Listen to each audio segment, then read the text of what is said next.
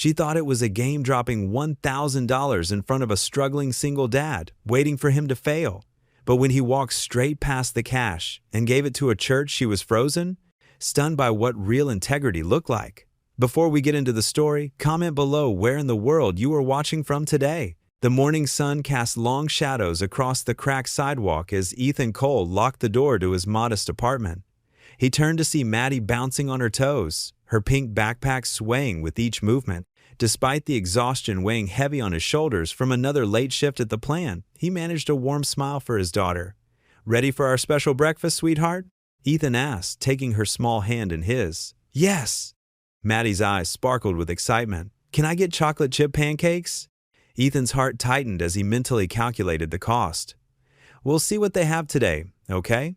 They walked the 3 blocks to Sally's Diner, a local establishment that had seen better days. The neon sign flickered intermittently, and the red vinyl booth showed patches where the stuffing peeked through, but it was clean, and the prices were reasonable. The bell above the door chimed as they entered. The familiar scent of coffee and bacon wrapped around them like a warm blanket. A few early morning regulars hunched over their newspapers and mugs of steaming coffee.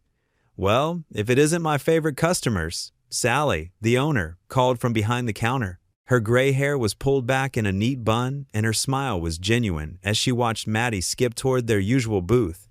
Ethan slid into the worn vinyl seat across from his daughter, wincing as his back protested.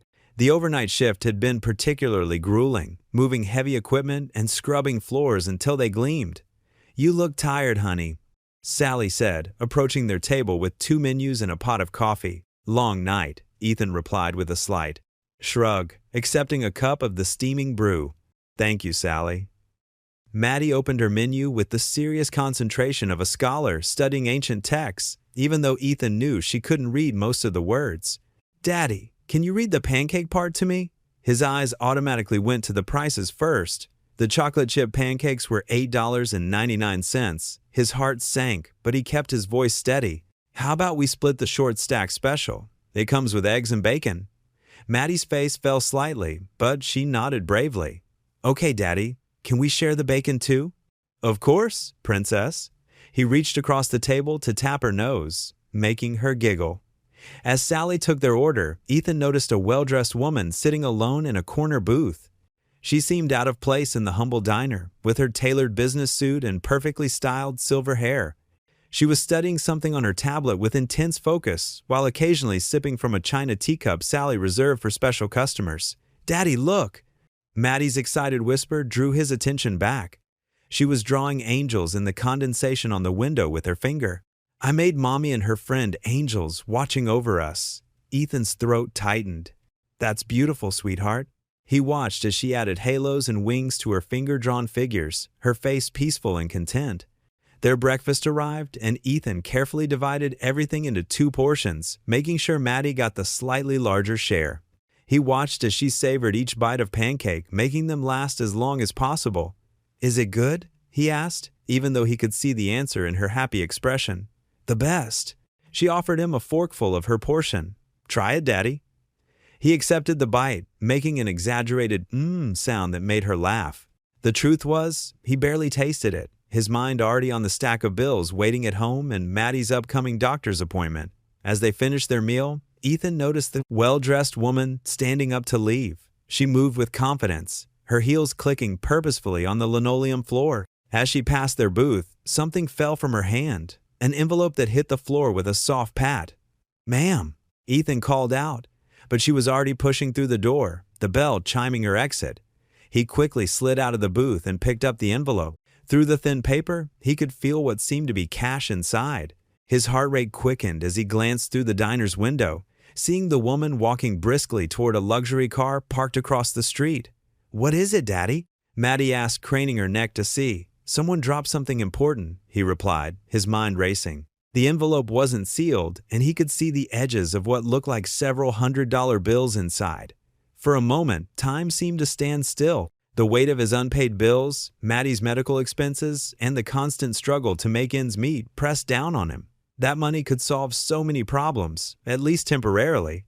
No one would know if he kept it. It would be so easy to simply slip it into his pocket.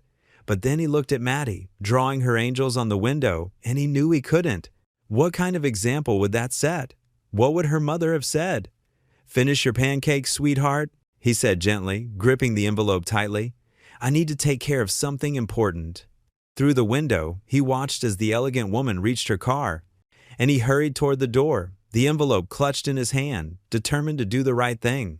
Grace Whitmore sat in her black Mercedes, hands resting on the leather steering wheel as she observed the diner through tinted windows. The morning sun glinted off the restaurant's grimy windows, but she could still make out the worn-looking man and his daughter settling into their booth. Her lips pressed into a thin line as she watched them study the menu. She'd done this before these little tests of human nature. After 20 years as CEO, Grace had grown cynical about people's inherent goodness. In her experience, everyone had a price. The envelope she'd dropped contained enough cash to tempt even the most honest person, especially someone who clearly needed it. Through the window, she could see Ethan picking up the envelope with careful hands. His daughter was occupied with her coloring book, oblivious to her father's discovery. Grace leaned forward slightly, her manicured nails tapping against the steering wheel. Ethan looked around the diner, his expression troubled. He opened the envelope just enough to peek inside, and Grace noticed how his shoulders stiffened. Even from this distance, she could read the shock on his face. His hands trembled slightly as he quickly closed the envelope. "Go on," Grace murmured to herself. "We both know you're going to keep it." The words came out bitter, matching the coffee she'd left mostly untouched in the cup holder. But Ethan didn't slip the envelope into his pocket as she expected. Instead, he called over the waitress and showed her the envelope, pointing to where Grace had been sitting. The waitress shook her head, indicating she hadn't seen who might have dropped it. Grace watched as Ethan's face grew more concerned. He stood up, walking to the counter where he spoke with several other customers. Each one shook their head. His daughter looked up from her coloring, curiosity evident on her young face. "Just take it," Grace whispered, frustration creeping into her voice. "You clearly need it." She'd seen his type before: the struggling single parent, the worn clothes, the careful ordering from the cheapest part of the menu. $1,000 could make a real difference in his life. Ethan returned to his booth, the envelope still in his hands. He sat there for several long minutes, staring at it while his daughter chattered away. Grace could see the internal struggle playing across his features. Finally, he reached for a napkin and borrowed his daughter's crayon. Grace's eyebrows rose as she watched him write something. What was he doing? This wasn't part of the usual script. Then Ethan stood up, taking his daughter's hand. "Come on, Maddie." Grace could read his lips through the window. "We need to make a quick stop before I take you to school." Grace sat up straighter as Ethan and his daughter left the diner. They crossed the street, heading toward the old brick church that stood on the corner. Its white steeple reached toward the morning sky, and a simple wooden cross hung above the heavy wooden doors. She hadn't expected this. Usually, people either turned the money in immediately or pocketed it without hesitation. This was different. Ethan and Maddie climbed the worn stone steps. Grace could see him explaining something to his daughter, pointing at the donation box mounted near the entrance. The metal box was weathered but sturdy, with a small slot for offerings. Grace's throat tightened as she watched Ethan carefully fold the napkin around the envelope and slip both through the slot. The gesture was gentle, almost reverent. There was no hesitation in his movements, no last-minute doubt about giving up such a large sum of money. Maddie hugged her father's leg, and he patted her head with a smile that transformed his tired face. They turned and headed back down the steps, continuing their morning journey as if nothing extraordinary had happened. Grace sat frozen in her car, her carefully constructed worldview cracking like thin ice in spring. She had expected no, she had been certain that Ethan would keep the money. Every other person she'd tested had kept it. Every single one. But this man, this janitor, who probably needed the money more than most, had given it away. Not just given it away, but trusted it to God's purpose without a second thought. The cynicism that had been her companion for so many years felt suddenly heavy, like a coat that no longer fit. She looked down at her expensive watch, her designer suit, all the trappings of success that she'd used to protect herself from disappointment in humanity. For the first time in years, Grace felt something shift inside her, a small crack in the wall she'd built around her heart. She watched Ethan and his daughter disappear around the corner, their figures growing smaller until they vanished from sight. The note he'd written played in her mind, its simple words more powerful than any corporate mandate or legal contract she'd ever encountered. "Someone dropped this. I can't keep it, but I trust the Lord knows where it belongs." Grace's hands trembled slightly as she reached for her coffee, but she couldn't bring herself to drink it. The bitter liquid seemed to match the taste of her own judgment that now sat heavy in her mouth. She had come here to prove something about human nature, to reinforce her belief that everyone could be bought at the right price. Instead, she sat in her luxury car, humbled by a janitor's unwavering integrity. The morning sun continued to climb in the sky, its warmth touching the church's steeple and making the old cross glow with an almost otherworldly light. Grace's heels clicked against the polished marble floor of her penthouse office in downtown Chicago. Floor-to-ceiling windows offered a stunning view of the city skyline, but today she barely noticed it. Her mind was still back in that small-town diner, replaying the scene she had witnessed. She shrugged off her designer blazer and draped it over the back of her ergonomic chair. The envelope she had dropped contained enough money to make most people think twice about doing the right thing. Yet that tired-looking janitor hadn't hesitated. "Jennifer?" Grace called out to her assistant through the intercom. "Bring me the personnel file on Ethan Cole from the Millbrook facility." While waiting, Grace poured herself a cup of coffee from her personal machine, a far cry from the diner's crude brew. She wrinkled her nose at the memory of that greasy spoon's atmosphere, yet something about its simplicity had felt authentic in a way her sterile office never could. Jennifer entered with a thin folder. "Here you are, Miss Whitmore. Mr. Cole has been with the company for 3 years. No incidents, perfect attendance." Grace opened the file and studied Ethan's employee photo. The camera had captured his weariness, but also a quiet dignity in his eyes. His employment history was sparse but steady. Current position, maintenance staff. Previous experience, factory work, odd jobs. Salary, barely above minimum wage. "What made you pick him?" Jennifer asked carefully. "For the test?" Grace took a slow sip of her coffee. "He looked desperate enough to need the money. They all do, eventually." She set down her cup with a soft clink. "But he proved me wrong." The memory of watching him walk into that church made her chest feel tight. In her 30 years of business, she'd seen countless people compromise their integrity for far less than $1,000. She'd come to expect it, even count on it. The world made sense that way. "Pull up the security footage from the church donation box," Grace instructed. Jennifer tapped on her tablet, and the video appeared on Grace's wall screen. There was Ethan, carefully placing the envelope inside. His hands were steady, his movements deliberate. No hesitation, no glancing around to see if anyone was watching. The note he'd left was simple but profound, trusting in something bigger than himself. Grace stood and walked to the window, looking out at the city she'd conquered.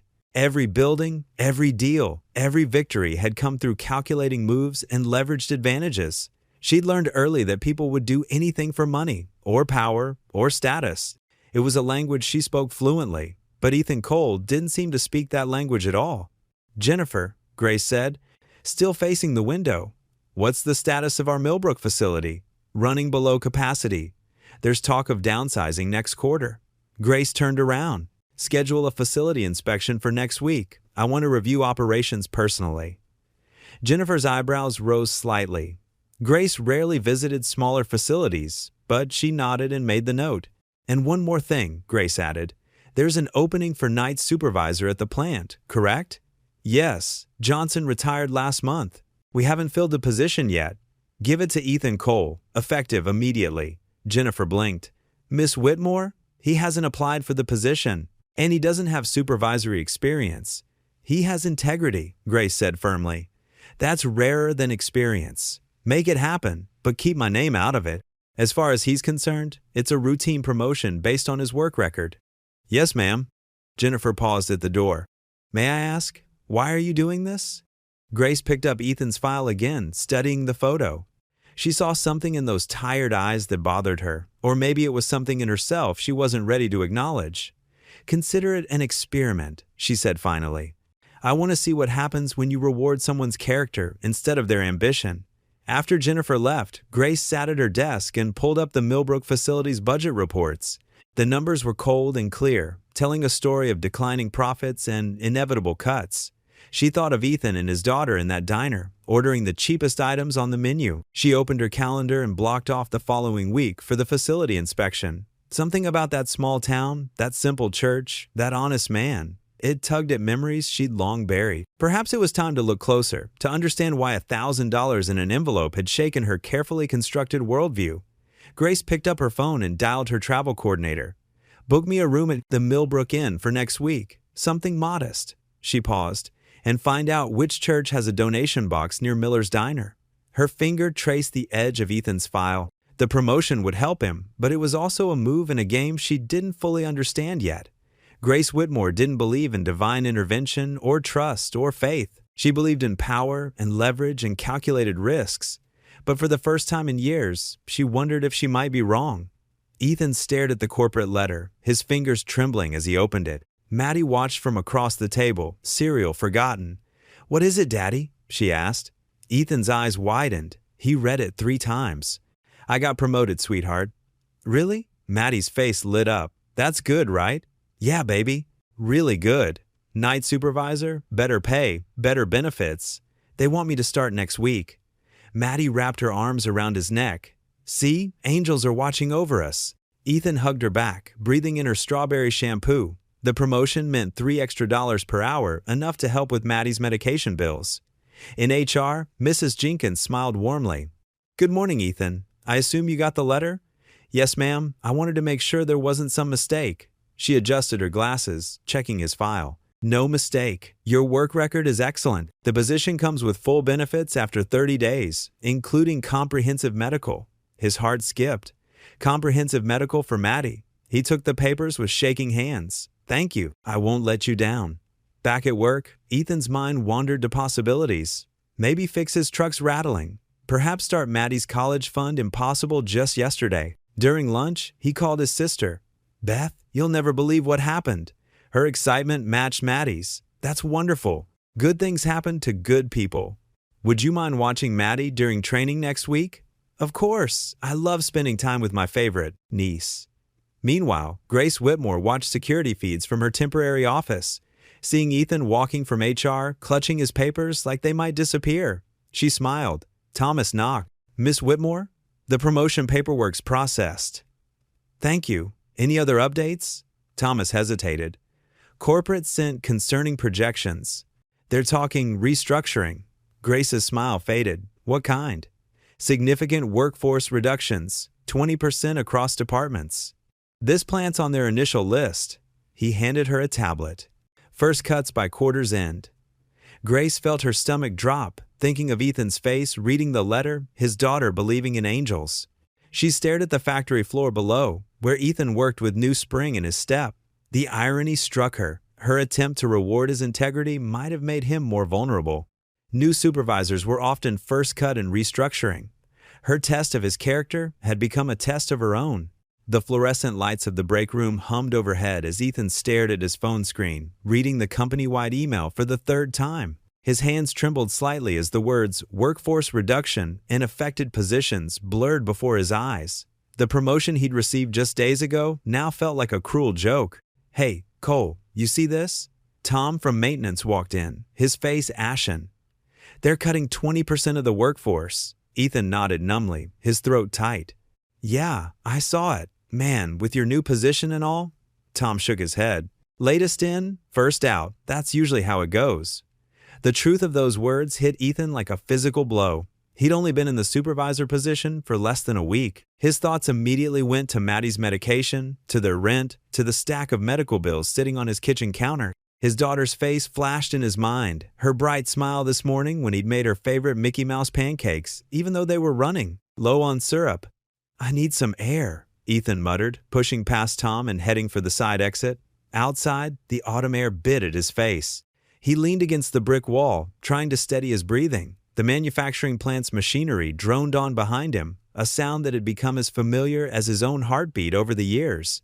Now it felt like a countdown timer to unemployment. His phone buzzed in his pocket, a text from Mrs. Jenkins, their elderly neighbor who watched Maddie after school. "Maddie's having a great day. She drew you a picture." Attached was a photo of a crayon drawing, stick figures of him and Maddie holding hands under a rainbow. His vision blurred with unshed tears. Back in his office, Ethan pulled up his resume, which hadn't been updated in years. The cursor blinked mockingly on the screen as he tried to think of what to add. His whole life had been this plant, working his way up from janitor to maintenance to his recent promotion. The thought of starting over somewhere else, especially in their small town with limited opportunities, made his stomach churn. He opened his desk drawer and pulled out Maddie's latest prescription receipt. The numbers at the bottom might as well have been written in red ink. $247.50, due next week. The promotion would have covered it easily. Now, Mr. Cole? His secretary, Barbara, poked her head in. There's a meeting for all supervisors in the main conference room in 5 minutes. Ethan straightened his tie, a Christmas gift from Maddie last year. Thanks, Barbara. The conference room was already half full when he arrived. The plant manager, Mr. Richardson, stood at the front, his usual jovial demeanor replaced by something more somber. The tension in the room was thick enough to cut with a knife. As you've all seen from the email, Richardson began, corporate has mandated significant workforce reductions across all facilities. We'll be receiving the preliminary list of affected positions tomorrow morning. Murmurs rippled through the room. Someone coughed nervously. I know this is difficult news, Richardson continued. We'll be conducting individual meetings throughout the week. HR will be available for consultations, and we'll be providing information about severance packages and job placement assistance. Ethan barely heard the rest of the meeting. His mind was already racing through contingency plans. He could pick up night shifts at the gas station, maybe see if the local mechanic needed help on weekends. They could move to a smaller apartment, though they were already in one of the cheapest units in town. After the meeting, he called the pharmacy to ask about generic alternatives for Maddie's medication. The pharmacist's sympathetic voice only made him feel worse. I'm sorry, Mr. Cole, but for this particular medication, there isn't a generic option available yet. Meanwhile, in her corner office in the city, Grace Whitmore sat at her desk, staring at the preliminary layoff list on her computer screen. Her finger traced down the names until it stopped at Cole, Ethan, night supervisor, plant operations. The cursor hovered over his name as she remembered his act of kindness with the envelope, the quiet dignity in his movements as he'd placed it in the church donation box. She pulled up his employee file. Single father, consistent performance reviews, perfect attendance record.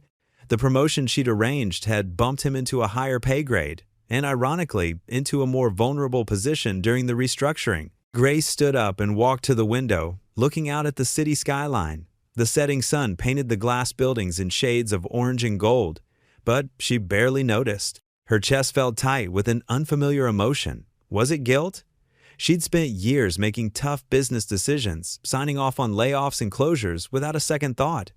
Why did this one name on a list affect her so deeply? She thought of the little girl she'd seen with him at the diner, her small hand tucked trustingly in his. The same age her Sarah would have been if Grace pushed that thought away quickly, as she always did. Her intercom buzzed. Miss Whitmore, the board is waiting for you in the conference room. Tell them I'll be there in 5 minutes, she responded automatically. Returning to her desk, Grace stared at Ethan's name again. Her carefully orchestrated test of character had backfired spectacularly. In trying to reward his honesty, she'd inadvertently put him in an even more precarious position. The irony wasn't lost on her.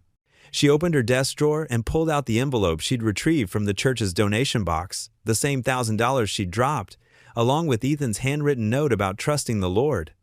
The paper was worn now from how many times she'd unfolded and read it. The intercom buzzed again. Miss Whitmore?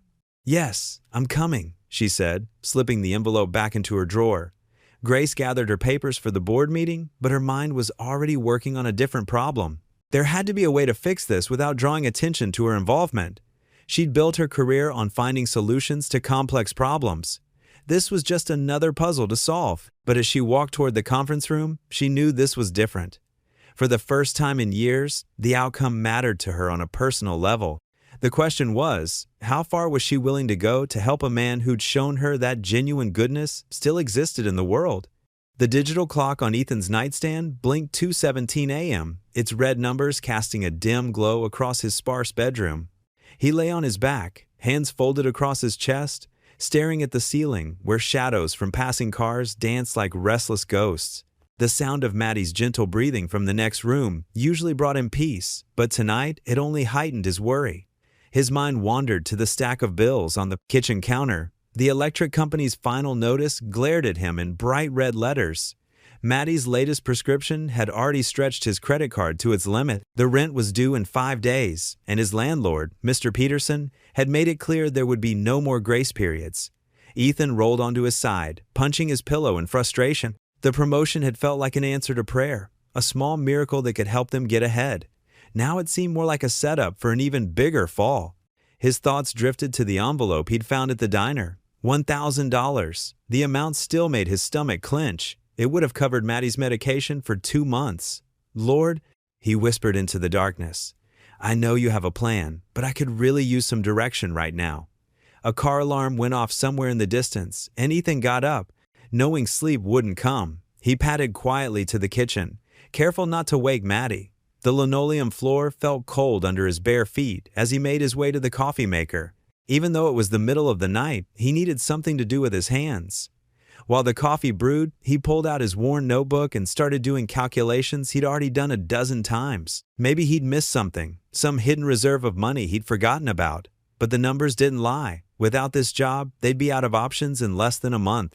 The coffee maker sputtered its last drops, and Ethan poured himself a cup, breathing in the familiar aroma. Through the kitchen window, he could see the old maple tree in their small backyard, its leaves beginning to turn golden in the streetlight.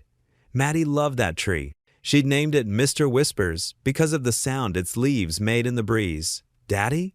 Ethan turned to find Maddie standing in the doorway, rubbing her eyes. Her favorite stuffed rabbit dangled from one hand. "Hey, sweetheart," he said softly. "What are you doing up? I heard noises." She shuffled over to him in her pink pajamas. "Are you okay?" Ethan lifted her onto his lap, wrapping his arms around her small frame. "Just couldn't sleep, that's all." "Is it because of work?" Her blue eyes, so much like her mother's, looked up at him with concern beyond her years. "Don't you worry about that," he said, forcing a smile. "That's grown-up stuff." Maddie leaned her head against his chest. "Mommy always said angels watch over us when we sleep." Ethan's throat tightened. "She did say that, didn't she? Maybe you need an angel right now, Daddy." He kissed the top of her head, breathing in the sweet smell of her strawberry shampoo. "Maybe I do, sweetie. Maybe I do." Across town, in her penthouse office, Grace Whitmore sat at her desk, surrounded by financial reports and employee records. The city lights twinkled below, but she barely noticed them. Her focus was fixed on the image on her computer screen, Ethan Cole's personnel file.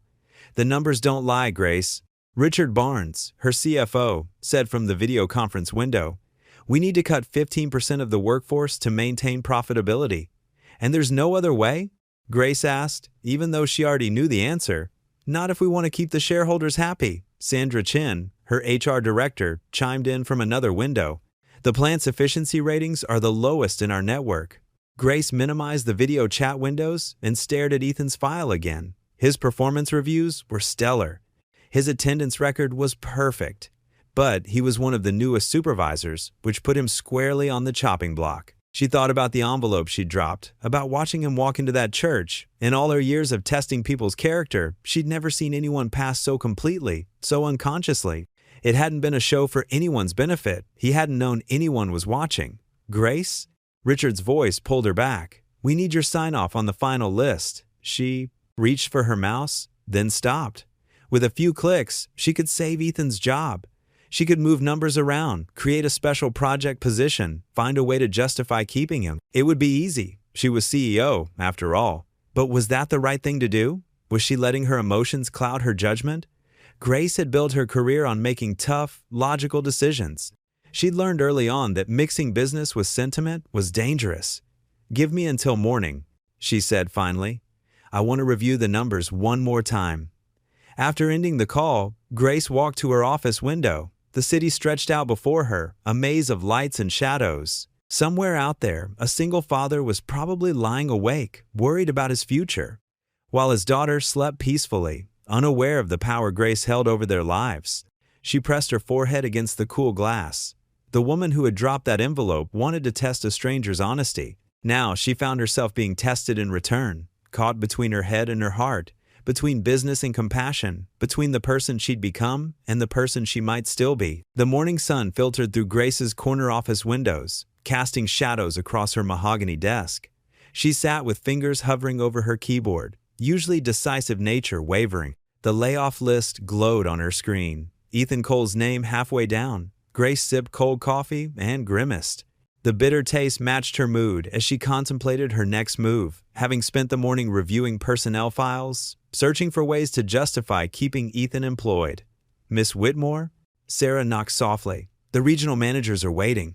Grace straightened her blazer. "Thank you. Could you bring the productivity reports from last quarter? Specifically, maintenance department." In the conference room, Grace faced 8 expectant managers around the large table. "Before we finalize the layoffs, I want to review departmental metrics," Grace began, accepting reports from Sarah. "These numbers show interesting patterns in maintenance efficiency, particularly Plant 47. Ethan's facility?" Marcus Chin leaned forward. "Maintenance costs there decreased 12% since last quarter." "Exactly. Equipment downtime reduced significantly. The night supervisor position is paying off." Grace watched her team review the highlighted figures. The numbers were real. Ethan's promotion had genuinely improved operations. She was ensuring these facts weren't overlooked.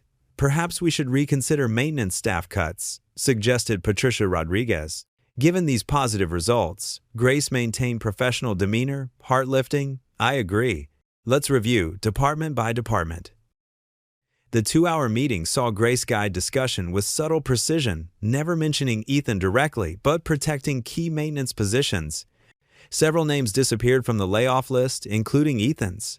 Back in her office, Grace felt relieved, yet uneasy. She'd achieved her goal, but victory felt hollow. Would Ethan appreciate her interference, or see it as manipulation from a rich executive playing with people's lives? She thought about the cash envelope, her initial test. Ethan's integrity had surprised her, donating the money rather than keeping it for his struggling family.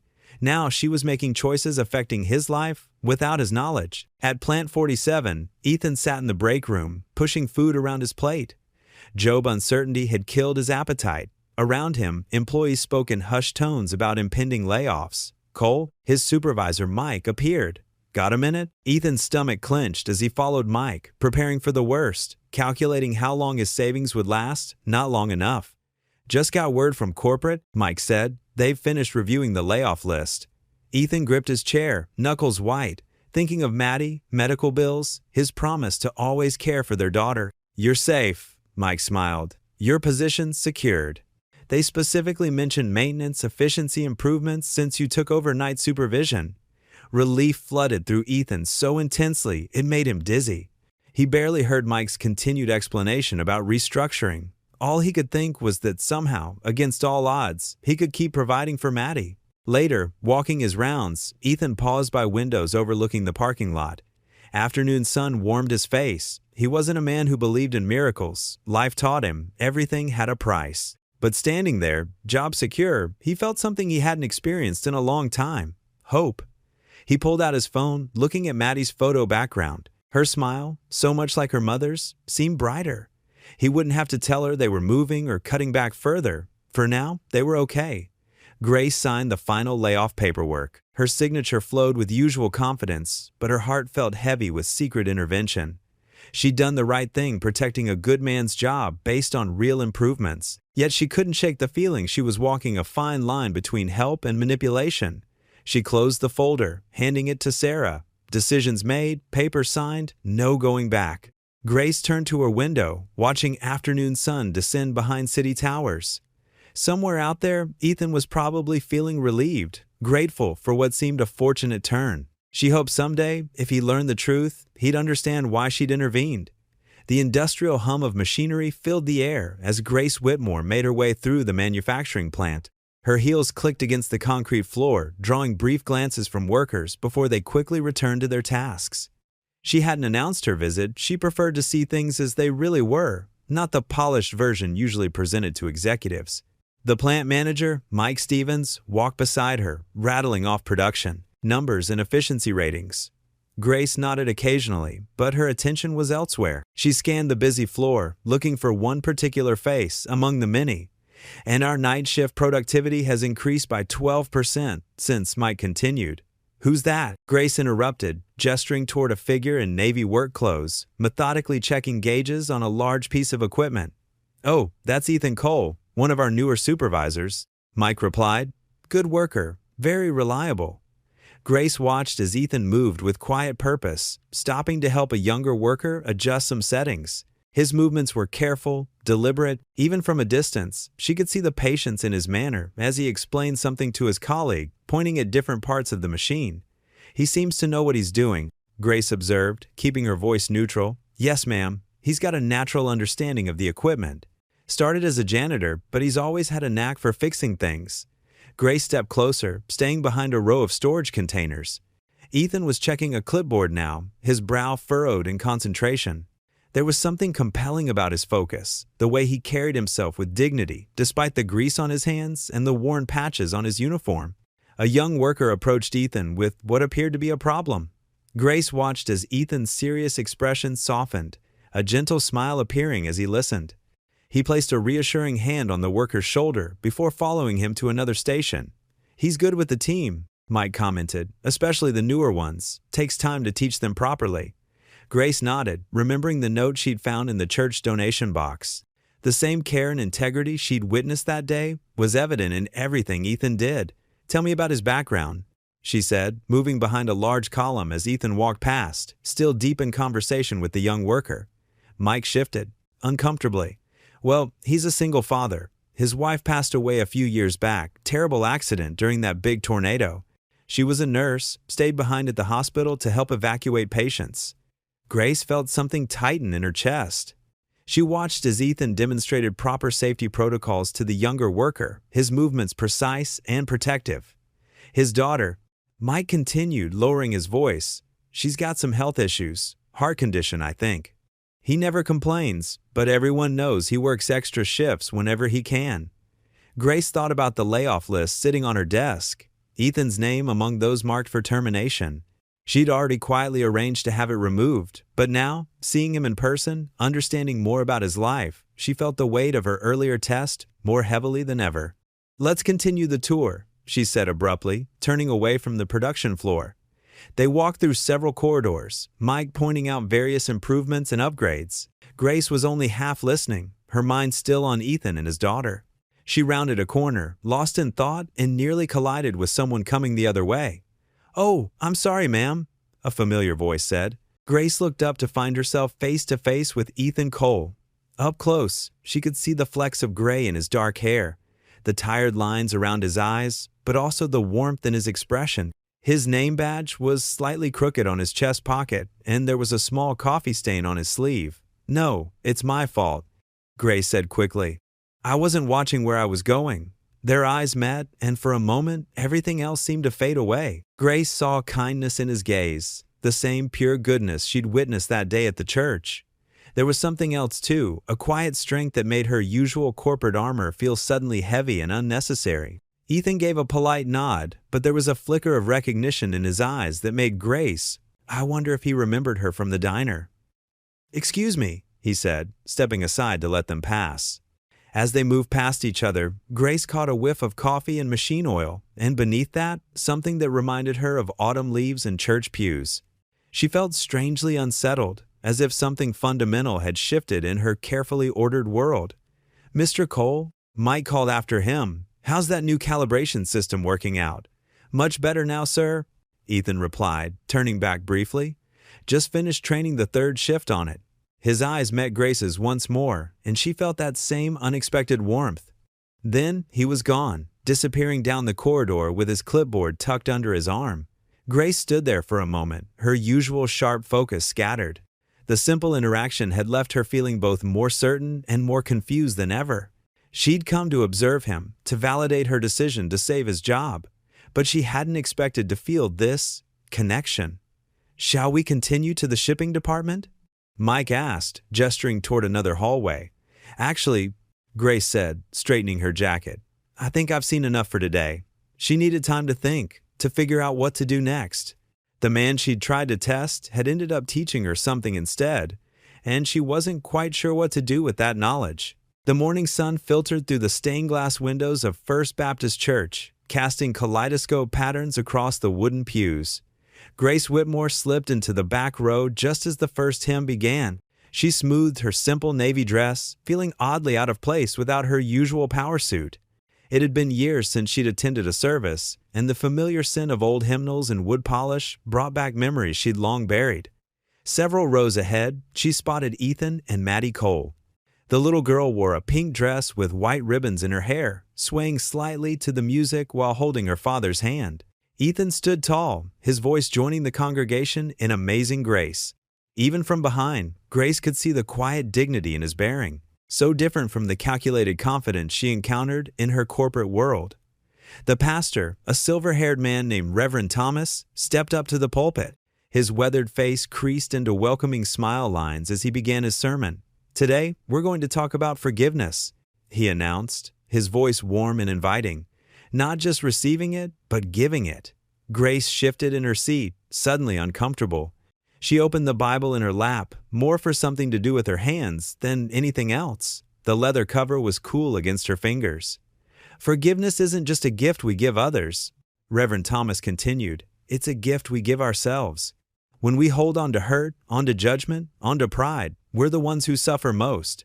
The words seemed to float directly to Grace, wrapping around her like a gentle rebuke. She thought of all the times she'd tested people, expecting the worst, finding satisfaction in being proved right about human nature.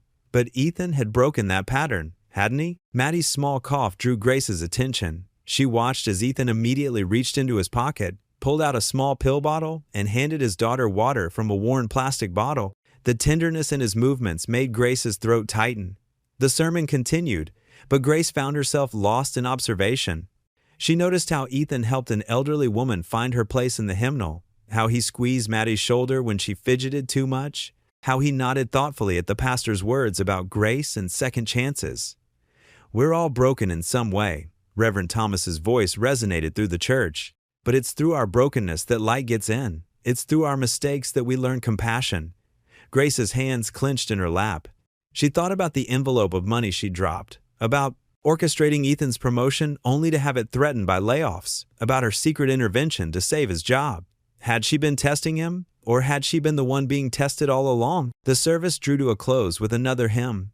Grace remained seated as the congregation began to move, waiting for the crowd to thin before making her exit. She watched Ethan help Maddie into her little coat, the girl chattering animatedly about something that made her father smile. Just as Grace thought she could slip out unnoticed, a high-pitched voice called out, "Hello!"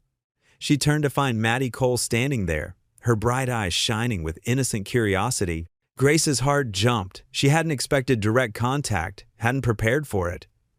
"I'm Maddie," the little girl announced, smoothing her pink dress importantly. "Are you new here? Daddy says we should always welcome new people." Grace glanced around quickly, but Ethan was engaged in conversation with another church member several feet away. "Yes," she managed to say softly, "I'm new." Maddie's face lit up with a smile that seemed to illuminate the entire church. "I knew it. You know what? I think you're one of them." "One of what?" Grace asked, finding herself drawn into the child's earnest conversation despite her reservations. "One of the angels Mommy sends to help Daddy," Maddie whispered conspiratorially. "She's in heaven now, but she makes sure we're okay. Sometimes she sends special people." The girl reached out and touched Grace's hand gently. "Your hands are soft, just like angel wings would be." Grace felt something crack inside her chest, a wall she'd built years ago beginning to crumble. The pure faith in Maddie's eyes, the complete absence of cynicism or doubt, struck her with an almost physical force. I'm not." Grace started to protest, but Maddie just smiled wider. "It's okay. Angels don't always know they're angels. That's what Pastor Thomas says. Sometimes they're just good. People doing good things because God puts it in their hearts." Before Grace could respond, Maddie gave her a quick, spontaneous hug. The gesture was so unexpected, so genuine, that Grace found herself blinking back tears. The little girl's arms were warm and trusting, her small frame surprisingly strong despite her medical condition. "Maddie?" Ethan's voice called from across the room. "Where did you go, sweetheart?" "Coming, Daddy," Maddie called back. She gave Grace one last smile. "I hope you come back next Sunday. Angels are always welcome here."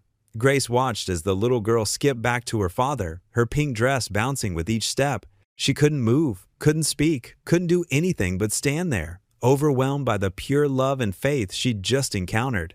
In all her years of testing people's character, of looking for the worst in humanity, she'd never expected to be undone by the simple trust of a child who saw angels where Grace had only seen opportunities for judgment. When she finally walked out of the church into the bright Sunday morning, Grace knew something fundamental had shifted inside her.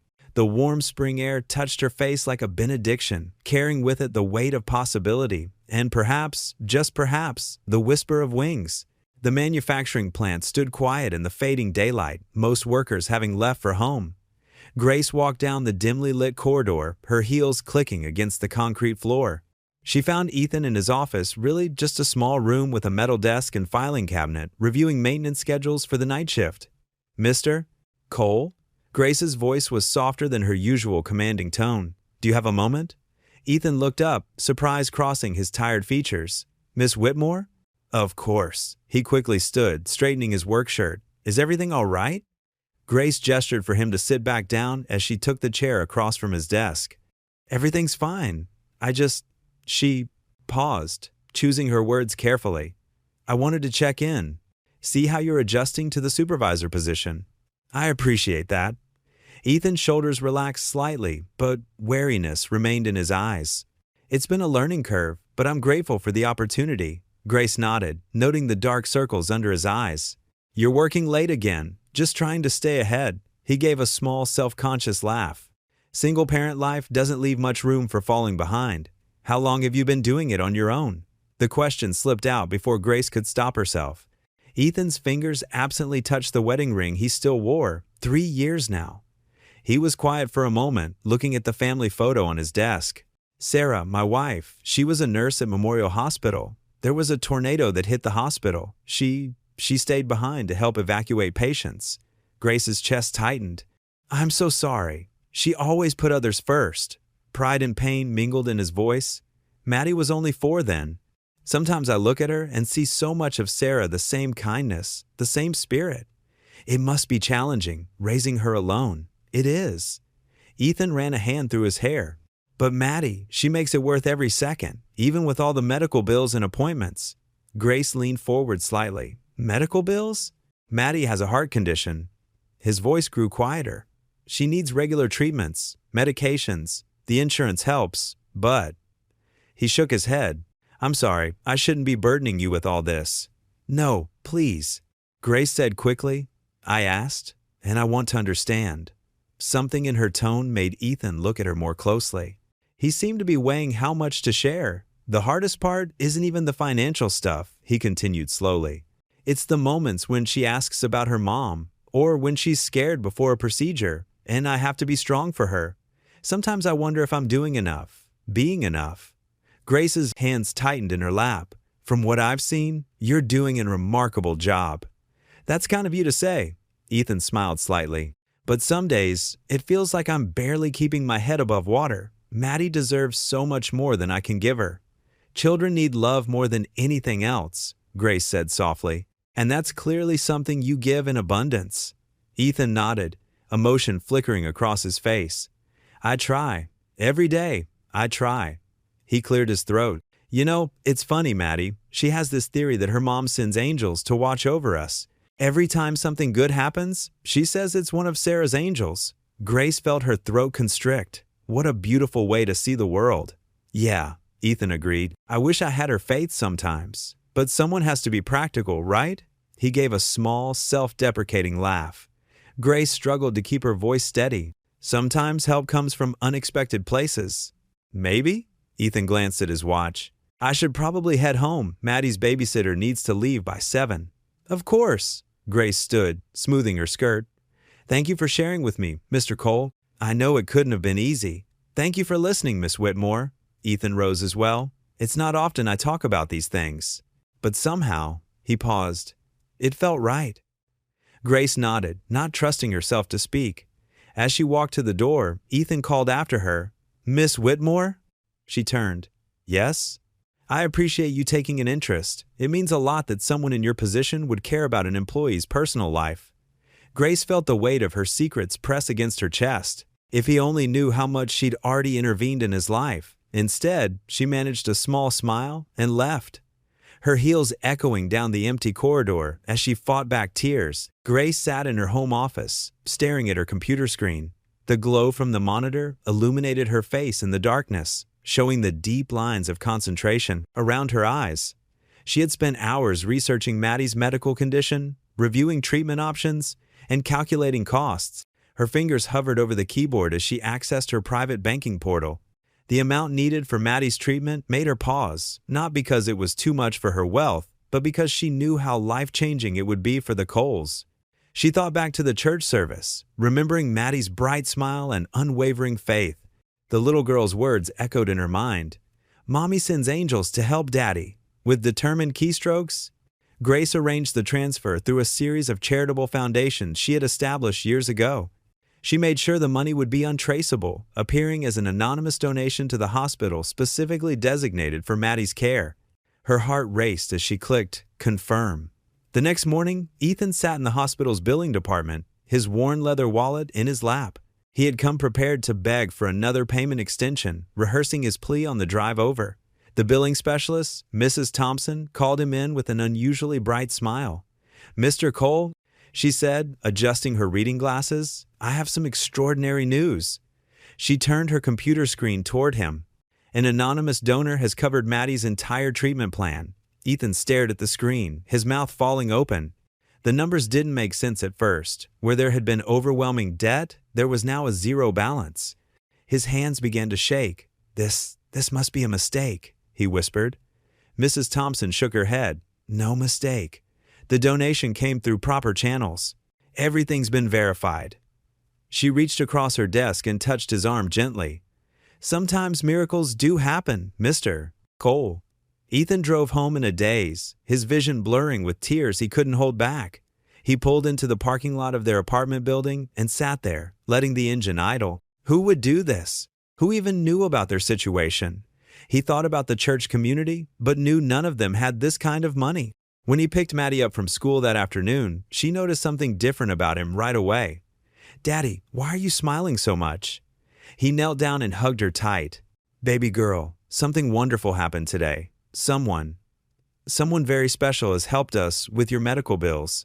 Maddie's eyes widened. "Was it an angel, Daddy? Like Mommy promised?" Ethan felt his throat tighten. "You know what, sweetheart? Maybe it was." Over the next few weeks, Maddie's health showed marked improvement. With the financial burden lifted, she could receive all her prescribed medications without interruption. Her color improved and her energy levels increased. Ethan watched in amazement as his daughter grew stronger each day. At work, Ethan threw himself into his duties with renewed vigor. The night shift, which had once felt like a burden, now felt like a blessing. He took on extra responsibilities, mentored new employees, and even started taking maintenance certification courses offered by the company. One evening, as he was checking the equipment logs, he found himself talking to Mary, the elderly cleaning woman who had worked at the plant for decades. "I just wish I knew who to thank," he said, helping her move some supplies. "It feels strange, being grateful to someone you can't even see." Mary smiled knowingly. "Sometimes the best gifts come without a name, son. That way, we learn to be thankful for the blessing itself, not just the person behind it." Ethan nodded, thinking about her words. He started keeping a small notebook in his pocket, jotting down all the improvements he noticed in Maddie. Her stronger appetite, her longer periods of play without getting tired, the way she could now climb the stairs to their apartment without stopping to rest. Each night before bed, he would read these notes to himself, using them as a reminder that even in the darkest times, light could break through. The mysterious gift hadn't just saved Maddie's health, it had restored his faith in possibilities. Grace watched these changes from afar. She saw how Ethan carried himself differently now, noticed the spring in his step as he walked through the plant. During their occasional brief encounters, she observed how his eyes shone with new purpose, how his smile came more easily. Though she ached to tell him the truth, she knew that some gifts were more powerful when given in silence. One afternoon, she overheard him talking to a coworker in the break room about Maddie's progress. "The doctors say her heart function has improved significantly," he was saying, his voice full of quiet joy. "They're amazed by how well she's responding to the treatment." Grace slipped away before she could be noticed, her own heart full. She had spent years making calculated business decisions, measuring everything in terms of profit and loss. But this felt different. This felt right. Ethan ended each day by stopping at the church where he had left that envelope of money months ago. He would sit in the quiet sanctuary for a few minutes, offering silent thanks for the mysterious benefactor who had changed their lives. Sometimes, he would bring Maddie with him, and they would light a candle together. "Do you think our angel knows how much better I feel, Daddy?" Maddie asked one evening as they sat in the wooden pew. "I'm sure they do, sweetheart," Ethan replied, pulling her close. "I'm sure they do." The weight that had been crushing him for so long had lifted, replaced by something he hadn't felt in years. Hope, real, tangible hope. Whatever tomorrow might bring, he knew now that they weren't alone in their struggle. Someone, somewhere, had seen their need and responded with extraordinary kindness. The community center buzzed with warmth as people arrived carrying covered dishes. Streamers hung from the ceiling, and children's thank you cards decorated the walls. The aroma of home-cooked meals filled the air. Casseroles, fresh bread, and Mary Thompson's famous apple pie. Grace slipped through the side door in a simple blue dress, having left her designer clothes and pearls at home. Her hair was pulled back modestly, minimal makeup applied. Here, she wasn't Grace Whitmore, CEO, just another community member. She found a spot near the back, heart racing as she watched familiar faces from the plant mingle with church members and townspeople. Everyone who entered, regardless of their means, brought something to share. Mrs. Jenkins, on her fixed income, brought cornbread. The Wilson family with 5 children carried a huge pot of chili. This community's instinct to give, even with so little, touched something deep inside Grace. Then, Ethan walked in with Maddie. Grace's breath caught. Maddie wore a yellow dress with ribbon in her hair, looking healthier than ever. The circles under her eyes had faded, her cheeks glowed rosy. She skipped alongside her father, chattering excitedly, but Ethan truly captured Grace's attention. Gone was the worried furrow, the shoulder tension. He stood straighter, smiled easier in his clean button-down and khakis. Grace's chest tightened, realizing she'd helped create this transformation. Pastor Mike called for attention. "Friends, we're here to celebrate a miracle. Someone has shown extraordinary generosity to one of our families." Grace shifted uncomfortably. She hadn't expected such public acknowledgement. "Ethan, would you like to say something?" Ethan stepped forward, holding Maddie's hand. "I'm not much for public speaking," he began, voice rough with emotion, "but I need to say thank you to whoever you are. You've given my daughter a chance at a normal life. You've given me back my hope." Maddie tugged his hand and he smiled down. "Would you like to say something, sweetheart?" The little girl nodded and stepped forward. "Thank you, Angel," she said clearly. "Daddy says you want to stay secret, but that's okay because angels are supposed to be invisible sometimes. I drew you a picture." She held up a crayon drawing of 3 figures, a tall one with wings, a medium-sized one, and a small one holding hands. Grace felt tears welling. "The doctors say my heart is getting stronger. I can play at recess now, and I don't get tired. Daddy doesn't look scared when he tucks me in." Grace pressed her hand to her mouth. Around her, people sniffled and wiped their eyes. Ethan wrapped his arm around Maddie's shoulders. "We don't know who you are," Ethan continued, "but you've changed our lives. Not just with the money, though that's made all the difference with Maddie's treatment. You've reminded us there are still people who care, who give without asking for anything. You've given us back our faith in miracles." The room erupted in applause. Grace wanted to stand, reveal herself, embrace them both, but she remained rooted, a stranger celebrating her own kindness. As people lined up for food, Grace watched Ethan and Maddie move through the crowd, accepting hugs and well wishes. She saw how Ethan's smile never wavered, how he ensured Maddie said her please and thank yous. Grace barely touched her food, absorbed in watching them. She felt simultaneously part of this gathering and separate from it. She'd created this joy but couldn't fully participate. The weight of her deception, the dropped envelope, the test, felt heavier than ever. Maddie's drawing had been pinned to the bulletin board. The angel figure wore a blue dress, just like Grace's. Coincidence? Or did Maddie somehow know more? The evening continued with laughter and conversation, but Grace remained in her corner, watching them move through the crowd. She wanted to approach, share their joy directly, but couldn't find courage. How could she explain her presence? How could she justify her actions without revealing everything? So she sat quietly, witnessing the happiness she'd helped create, feeling both blessed and burdened by her secret role. Grace watched from her corner as Ethan worked his way through the crowd, stopping to chat with neighbors and accept their warm wishes. Maddie skipped alongside him, her cheeks rosy with health, clutching a paper plate loaded with desserts. The sight made Grace's chest tight with emotion. The truth revealed itself in the most ordinary way. Sarah, one of the church volunteers, happened to mention seeing Grace's town car outside the hospital administration building on the day Maddie's treatment was approved. That fancy black car with the company logo, she said loudly enough for Ethan to hear, just like the one that's always at the plant. Grace saw the exact moment understanding dawned in Ethan's eyes. He turned slowly, scanning the room until his gaze found her in her quiet corner. The recognition that crossed his face was like a physical thing. Surprise, then gratitude, then something else. Confusion, hurt. She watched his shoulders tense as he whispered something to Mrs. Thompson, who took Maddie's hand. Then he started making his way toward her, weaving between folding chairs and conversation circles. Grace's heart hammered. She had imagined this moment, but now that it was here, she felt exposed, vulnerable. The carefully constructed walls of her corporate persona seemed paper-thin. "It was you," Ethan said quietly when he reached her. Not a question. His voice was steady, but she could see the turbulent emotions in his eyes. The hospital bills, the promotion, all of it. Grace nodded, unable to find words. The noise of the potluck seemed to fade away, leaving them in their own quiet bubble of tension. "Why?" he asked. "Why go through all this? Secrecy?" She gestured to an empty classroom down the hall, away from the crowd. Ethan followed her, his movements stiff with uncertainty. The classroom was dim, lit only by the evening sun through dusty windows. Children's artwork decorated the walls, bright splashes of crayon and hope. "I wanted to help," Grace said finally, her voice softer than usual. Without what?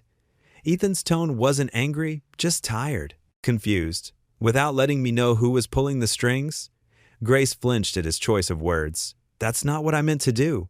"Then what did you mean to do?" He ran a hand through his hair, frustrated. "Because from where I'm standing, it feels like I've been part of some kind of experiment."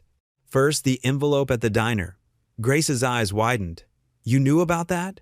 "I didn't, not until now. But I remember that day clearly, and now it all makes sense." He leaned against a student desk, looking suddenly weary. "You were testing me, weren't you?" The shame Grace felt was unfamiliar and uncomfortable. "Yes," she admitted. "At first, that's what it was. A test. I've seen so much dishonesty in my position, so much greed, I thought." She trailed off, realizing how hollow her justification sounded. "You thought you'd play games with someone's life?" The edge in his voice was sharp but controlled.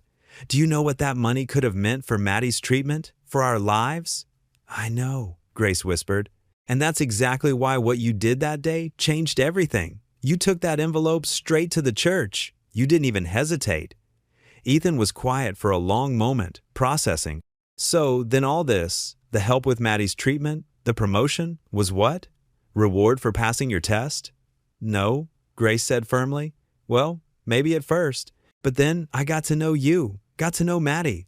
I saw how hard you work, how much you sacrifice. It stopped being about tests or rewards.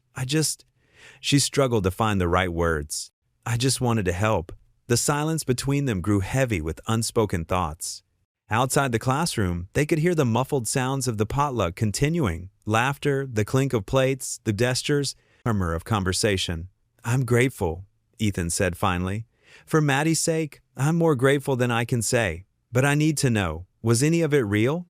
Our conversations at the plant, the time you've spent with Maddie at Sunday school, all of it," Grace replied, immediately. "Every moment was real. More real than anything in my life has felt in a very long time." She took a deep breath. "Kindness isn't just about giving money, Ethan. Sometimes it's about letting people into your life, even when it scares you. You taught me that." Ethan studied her face for a long moment, as if searching for any trace of deception. "I want to trust you," he said slowly. "But you have to understand, I can't have anyone playing games with my daughter's feelings." "Or mine." "I understand," Grace said softly. "And I promise you, no more games, no more tests, just kindness." Simple as that. Through the classroom window, they could see Maddie in the main room, showing off her new dress to her Sunday school friends. Her laughter carried faintly through the walls, pure and bright.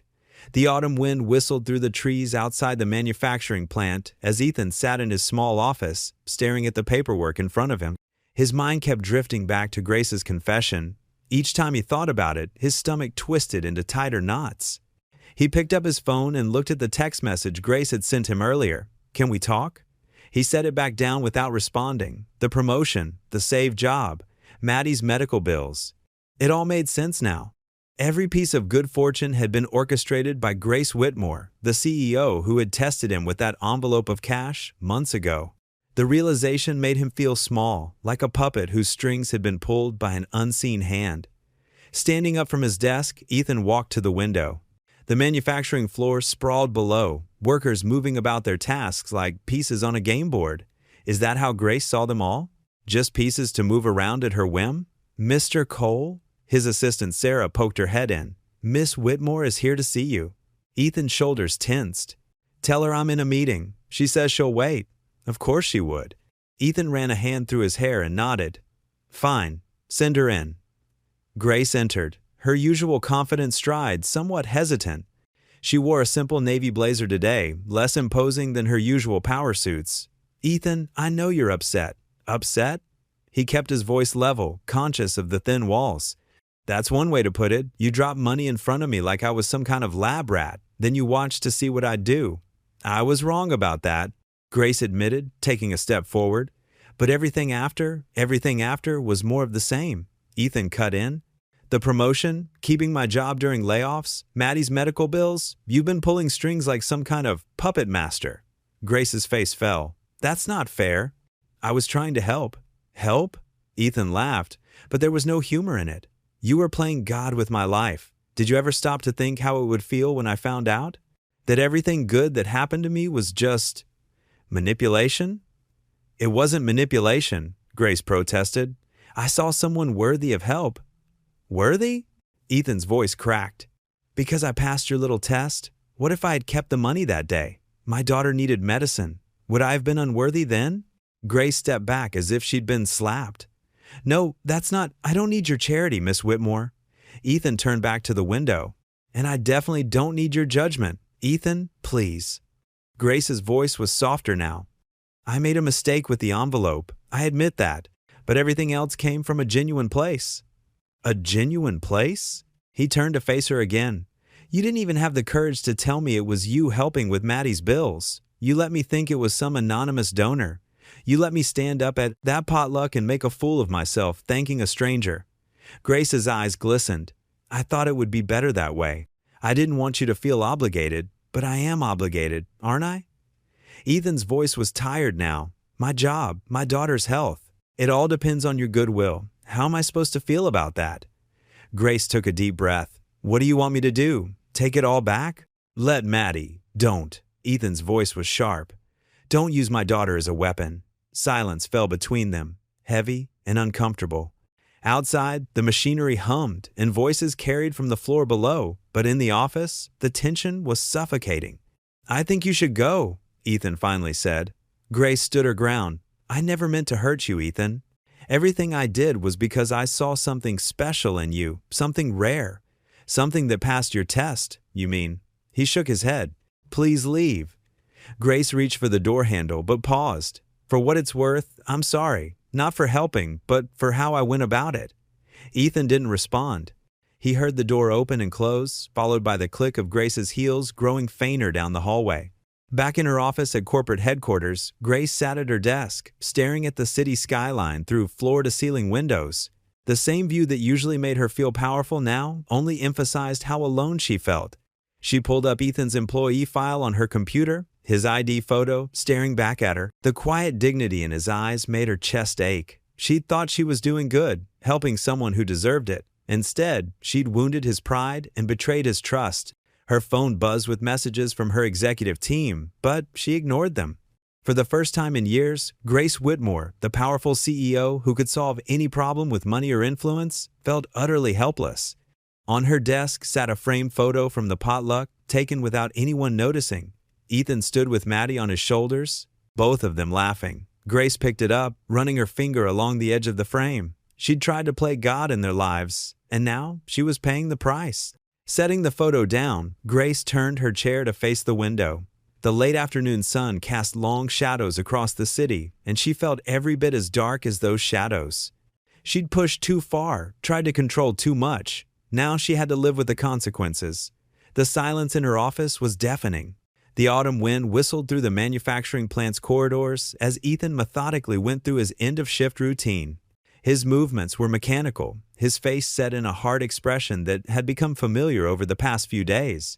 Every time he caught a glimpse of Grace's name on company memos or heard her voice in management meetings, his jaw would clench tight. In the break room, he overheard two coworkers discussing an upcoming charity event that Grace was organizing. Without a word, he turned and walked out, taking a different route to avoid passing by her office. The promotion she'd arranged for him now felt like a weight around his neck. Grace watched from her temporary office window as Ethan crossed the parking lot.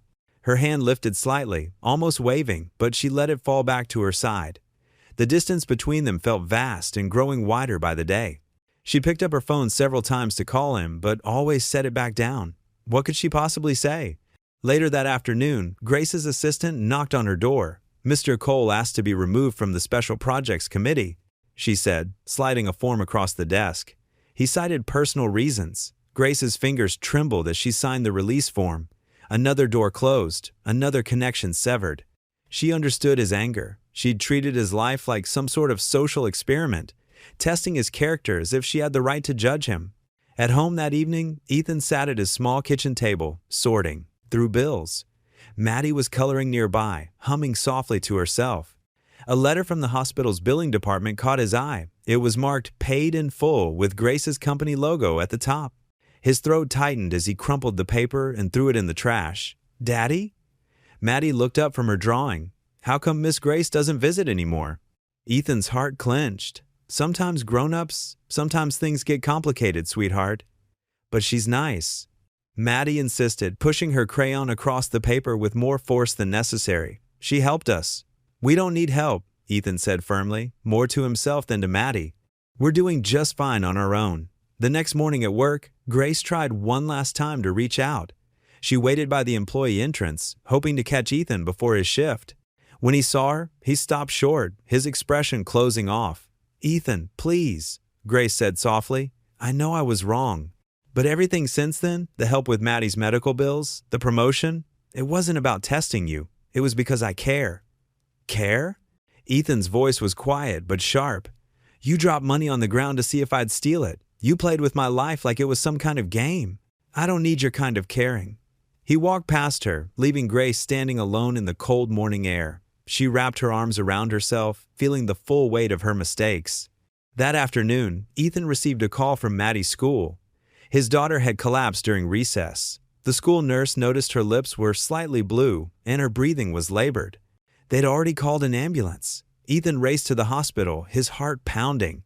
In the emergency room, he found Maddie looking small and pale in the large hospital bed, various monitors beeping around her. The doctor's words blurred together, something about her condition worsening, needing additional tests, possible complications. Grace heard about Maddie's hospitalization through the HR department when Ethan called in for emergency leave. She stood in her office, staring out the window, feeling helpless. Her phone showed Ethan's contact information, her thumb hovering over the call button. But she knew any attempt to reach out would only cause more pain. Later that evening, she drove past the hospital. Through the windows, she could see Ethan's silhouette in Maddie's room, his shoulders slumped as he sat beside his daughter's bed. Grace's vision blurred with tears as she forced herself to keep driving, knowing she had no right to be there, no right to offer comfort or help. Back in her empty house, Grace sat in her darkened living room, the weight of consequence heavy on her shoulders. She'd tried to play God with someone's life, and now she couldn't even help when help was needed most. The distance between them, a distance she had created, felt impossible to cross. In the hospital room, Ethan held Maddie's small hand while she slept. The monitors beeped steadily, marking time in this sterile, white room. A nurse came in to check Maddie's vitals, giving Ethan a sympathetic smile. "There's some paperwork that needs to be filled out," the nurse said gently. "About payment options?" Ethan nodded numbly, knowing he had no answers. He'd rejected Grace's help, torn up the medical coverage papers, determined to make it on his own. Now, watching his daughter's chest rise and fall in the dim hospital light, he wondered if his pride had cost him more than he could afford. Outside the hospital room window, the sun set on another day, casting long shadows across the floor. Ethan sat in the gathering darkness, feeling more alone than ever. In her office across town, Grace sat at her desk, staring at her phone, desperate to help but knowing she'd lost the right to do so. The distance between them had become a chasm, and in the middle lay Maddie, innocent and unwell, paying the price for adult complications neither of them knew how to resolve. The small church stood quiet in the early morning light. Grace's heels clicked against worn wooden floors as she walked down the center aisle, the same church where Ethan had left that envelope months ago. How different things had been then, when she'd watched him from her car, thinking she had all the answers. She slid into a front pew, her designer suit feeling out of place among humble surroundings. Sunlight filtered through stained glass windows, casting colorful patterns on her clasped hands. "I don't know if I remember how to do this anymore," she whispered, "but I need help." Memories of Ethan's face when he'd discovered her deception haunted her. The hurt in his eyes. How he'd pulled away, protecting himself and Maddie from what he saw as manipulation. "I thought I was testing him," she continued. "But you were testing me, weren't you? And I failed miserably." She pulled out a worn photograph, her lakefront property in Vermont, 3 acres with a gorgeous house she'd barely visited in 5 years, worth millions, but sitting empty. "I've been holding on to things, money, power, control. I thought I could fix everything by pulling strings behind the scenes, but that's not what Ethan needs." The morning light grew stronger. Grace remembered Maddie's innocent smile at the church service, how the little girl had called her an angel. She'd been anything but. "I know what I have to do," Grace whispered. "No more games, no more tests, just truth." She called her real estate agent. "James, list the Vermont property immediately. Be aggressive with pricing, I need it sold quickly." Later that morning, Grace met with her lawyers. The conference room felt sterile as they reviewed paperwork. "You want a what?" her lead counsel asked. "Create a non-profit healthcare facility, right there in town. The Vermont property proceeds will fund it entirely." "Miss Whitmore, this seems rather impulsive." Grace straightened. "I've never been more certain of anything." The lawyers exchanged glances but began drawing up documents. Grace insisted on complete transparency, no hidden agendas, no secret benefactors, just honest help for people who needed it. Leaving the office, Grace passed the manufacturing plant. She could see Ethan through windows, working diligently despite everything. His shoulders were tense, movements mechanical. The weight of Maddie's illness and his pride were crushing him, but he kept going. Grace wanted to rush in and explain everything, beg forgiveness, but she knew better now.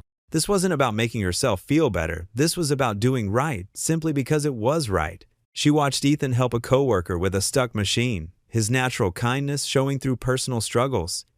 That was the difference between them. His goodness wasn't calculated or strategic. It was just who he was. Back in her office, Grace began the practical work. She met with contractors, reviewed building plans, started establishing the healthcare facility. Every decision was made with the community in mind, especially those who struggled most to afford care.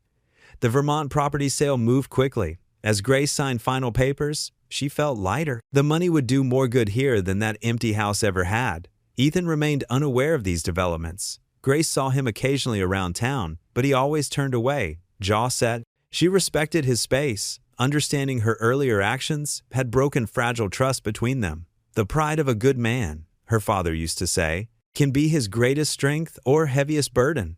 She could see that battle in Ethan, his desperate need to provide for his daughter warring with his inability to accept help that felt tainted by deception. As she watched construction begin on the new medical facility, Grace felt something replacing her pride. Hope. Not hope for forgiveness, but hope that something good could come from her mistakes. The facility would offer state-of-the-art care at minimal cost. It would help not just Maddie, but countless others in similar situations. One evening, reviewing final plans, Grace caught her reflection in the window. The hard lines around her mouth had softened. The calculating look in her eyes had been replaced by something gentler. Maybe this was who she was meant to be all along, before grief and ambition had twisted her into someone else. The woman who tested strangers with dropped envelopes seemed like a stranger now. Whether Ethan ever forgave her or not, She was finally doing something purely good, with no strings attached. The morning sun filtered through the kitchen window as Ethan stared at the official envelope from the town council. His heart thumped as he tore it open. Maddie watched from across the table, spooning cereal. "What is it, Daddy?" Ethan's hands trembled as he unfolded the letter. His eyes scanned the page, and his breath caught. The words blurred as tears welled up. "The Cole Family Care Center," he whispered. "What's that?" Maddie asked, leaning forward. Ethan cleared his throat. "Someone's building a medical clinic in town. They're naming it after your mom." The letter detailed how an anonymous donor had purchased land on Main Street and funded a state-of-the-art medical facility. The clinic would serve families who couldn't afford regular care, providing services at reduced costs or free. "Really?" Maddie's eyes lit up. "Mommy gets her own hospital?" "Something like that, sweetie." Ethan squeezed her hand, remembering Sarah and how she'd always dreamed of running her own clinic. She'd been the kind of nurse who'd stay late and give everything to help others. The letter mentioned a groundbreaking ceremony next week. Ethan's mind wandered to Grace Whitmore. He hadn't seen her since their confrontation, but something about this gift reminded him of her. The timing, the scale, the attention to detail, it all felt familiar. Later that morning, Ethan drove past the construction site. Workers were setting up equipment, preparing the foundation. A large sign announced the future Cole Family Care Center. He parked and walked closer. Several townspeople had gathered, talking excitedly. "Mr. Cole," Pastor Mike called out, "I see you got the letter." Ethan nodded. "Do you know who's behind this?" The pastor smiled knowingly. "The donor wishes to remain anonymous, but they specifically requested it be named after Sarah. They must have known about her dedication." Ethan's thoughts drifted to Grace again. He remembered their conversations, how she'd listened when he talked about Sarah's dream of making healthcare accessible. "The ceremony's next week," Pastor Mike continued. "Sarah would have loved this." "Yeah," Ethan managed. "She would have." Throughout the week, Ethan watched the site transform. Maddie insisted on visiting daily after school, standing at the fence with wide-eyed fascination. "Daddy, do you think Mommy knows about her hospital?" "I'm sure she does, sweetheart," Ethan would reply, holding back tears. The groundbreaking ceremony arrived bright and clear. The site had been transformed with chairs, a stage, and decorations. Ethan and Maddie arrived early, dressed in their Sunday best. The mayor directed them to front row seats. Hidden behind dark sunglasses, Grace stood at the back, heart pounding. She watched Ethan help Maddie into her chair, straightening the little girl's dress. The sight made her throat tight with emotion. The mayor began his speech about community spirit and accessible health care. He spoke about Sarah's dedication, her sacrifice during the tornado, and how the clinic would honor her memory. Ethan sat straight-backed, holding Maddie's hand. Grace could see the tension in his shoulders, how he blinked rapidly to hold back tears. She wanted desperately to explain everything, to make him understand her actions had come from genuine care. The crowd applauded as Ethan and Maddie were called forward to turn the first shovelful of dirt. Grace watched father and daughter grip the ceremonial golden shovel together, their matching smiles bright in the morning Sunday. From her position at the back, Grace could see everything: the pride on Ethan's face, the joy in Maddie's eyes, the supportive smiles from neighbors. She knew this moment marked a beginning, not just for the clinic, but perhaps for healing the wounds she'd caused. As the ceremony concluded, Grace remained watching Ethan and Maddie accept congratulations. She saw Maddie point to the sky, probably telling everyone her mommy was watching from heaven. She noticed Ethan's smile, though genuine, carried uncertainty, as if he was still trying to make sense of this generous gift. Grace watched as Ethan cast one last look at the site before leading Maddie toward their truck, knowing that somewhere in his heart, he must suspect the truth about the anonymous donor. The steady beeping of hospital monitors filled the recovery room where Maddie lay, sleeping peacefully. Ethan sat beside her bed, his large calloused hand gently holding her small one. Dark circles lined his eyes from the sleepless night of waiting, but relief had washed away his exhaustion. Dr. Martinez had just delivered the good news. The surgery was successful. Maddie's heart was stronger now, and with proper care, she would make a full recovery.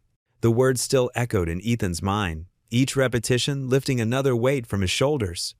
"Her vital signs are excellent," the nurse said softly as she checked Maddie's monitors. "She's one brave little girl." Ethan nodded, his throat tight with emotion. "She gets that from her mother."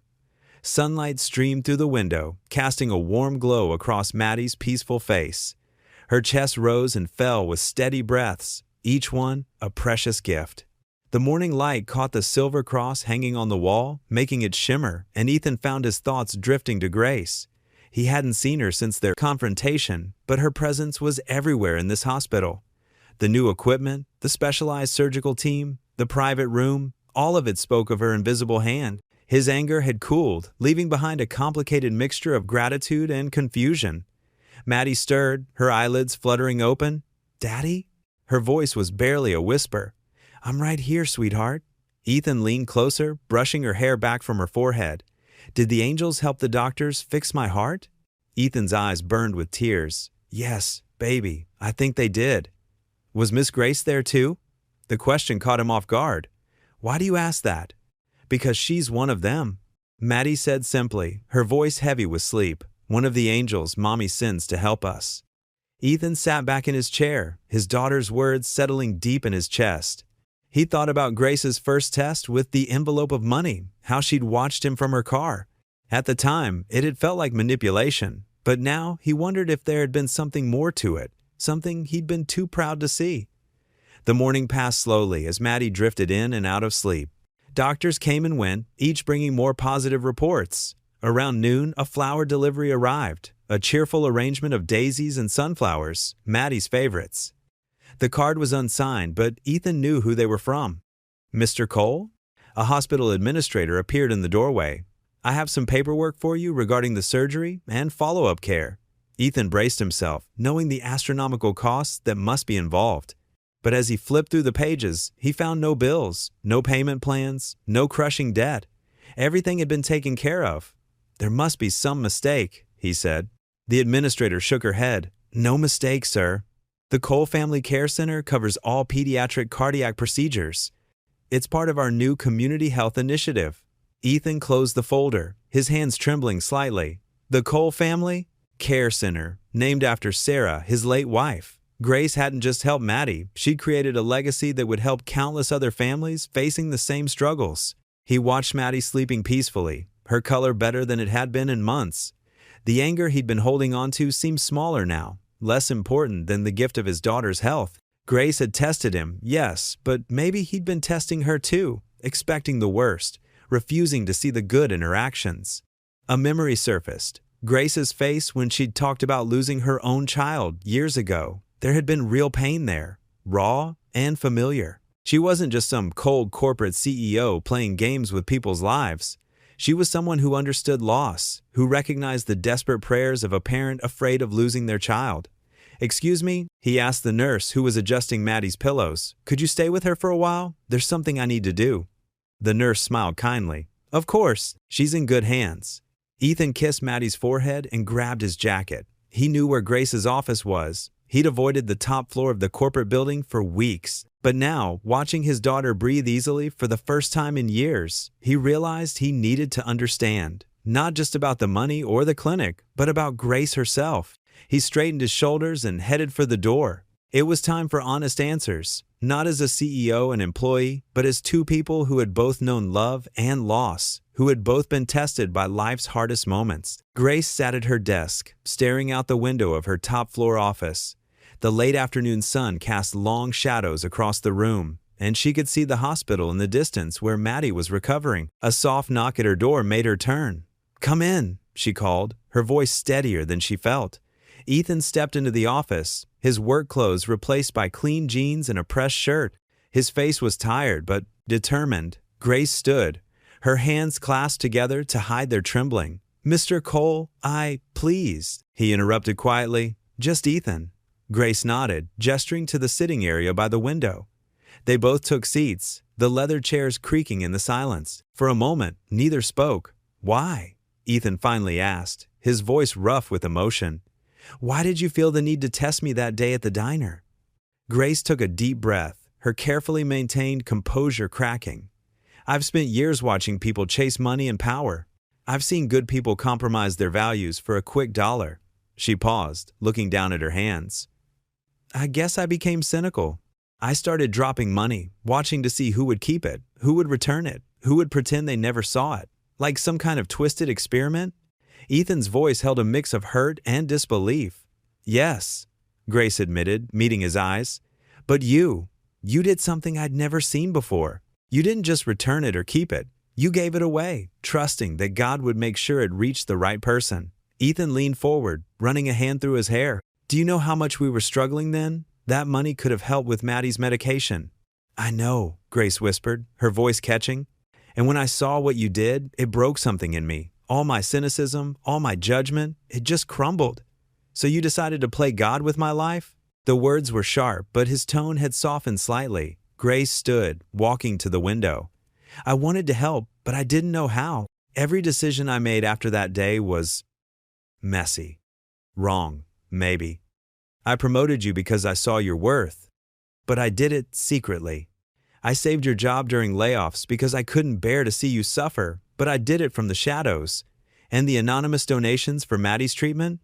I couldn't stand by and watch your daughter suffer when I had the means to help. Grace turned back to face him, tears in her eyes. I lost my own daughter 20 years ago, cancer. All the money in the world couldn't save her. Ethan's expression shifted, understanding dawning in his eyes. I'm not asking you to forgive me, Grace continued, her voice trembling. What I did, testing you, manipulating things behind the scenes, it was wrong. But please believe that everything I did after that first day came from a genuine place of caring. Ethan stood slowly, walking to stand beside her at the window. You know what Maddie said to me this morning? She said she had a dream about her mom and that Sarah, my wife, told her everything would be okay now. Grace wiped a tear from her cheek, staying silent.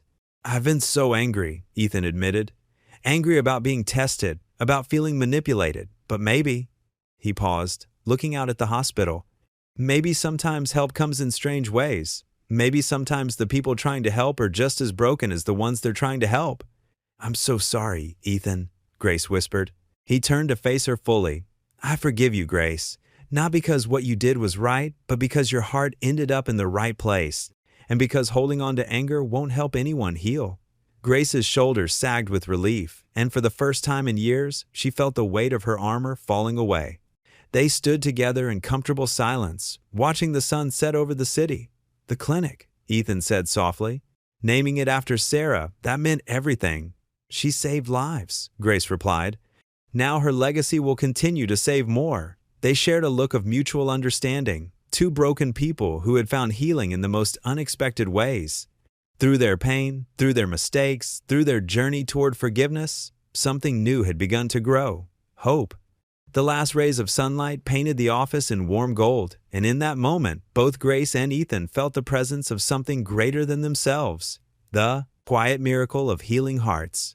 The town hall's meeting room buzzed with whispers and speculation. Local reporters clutched their notepads, and community members filled every available chair.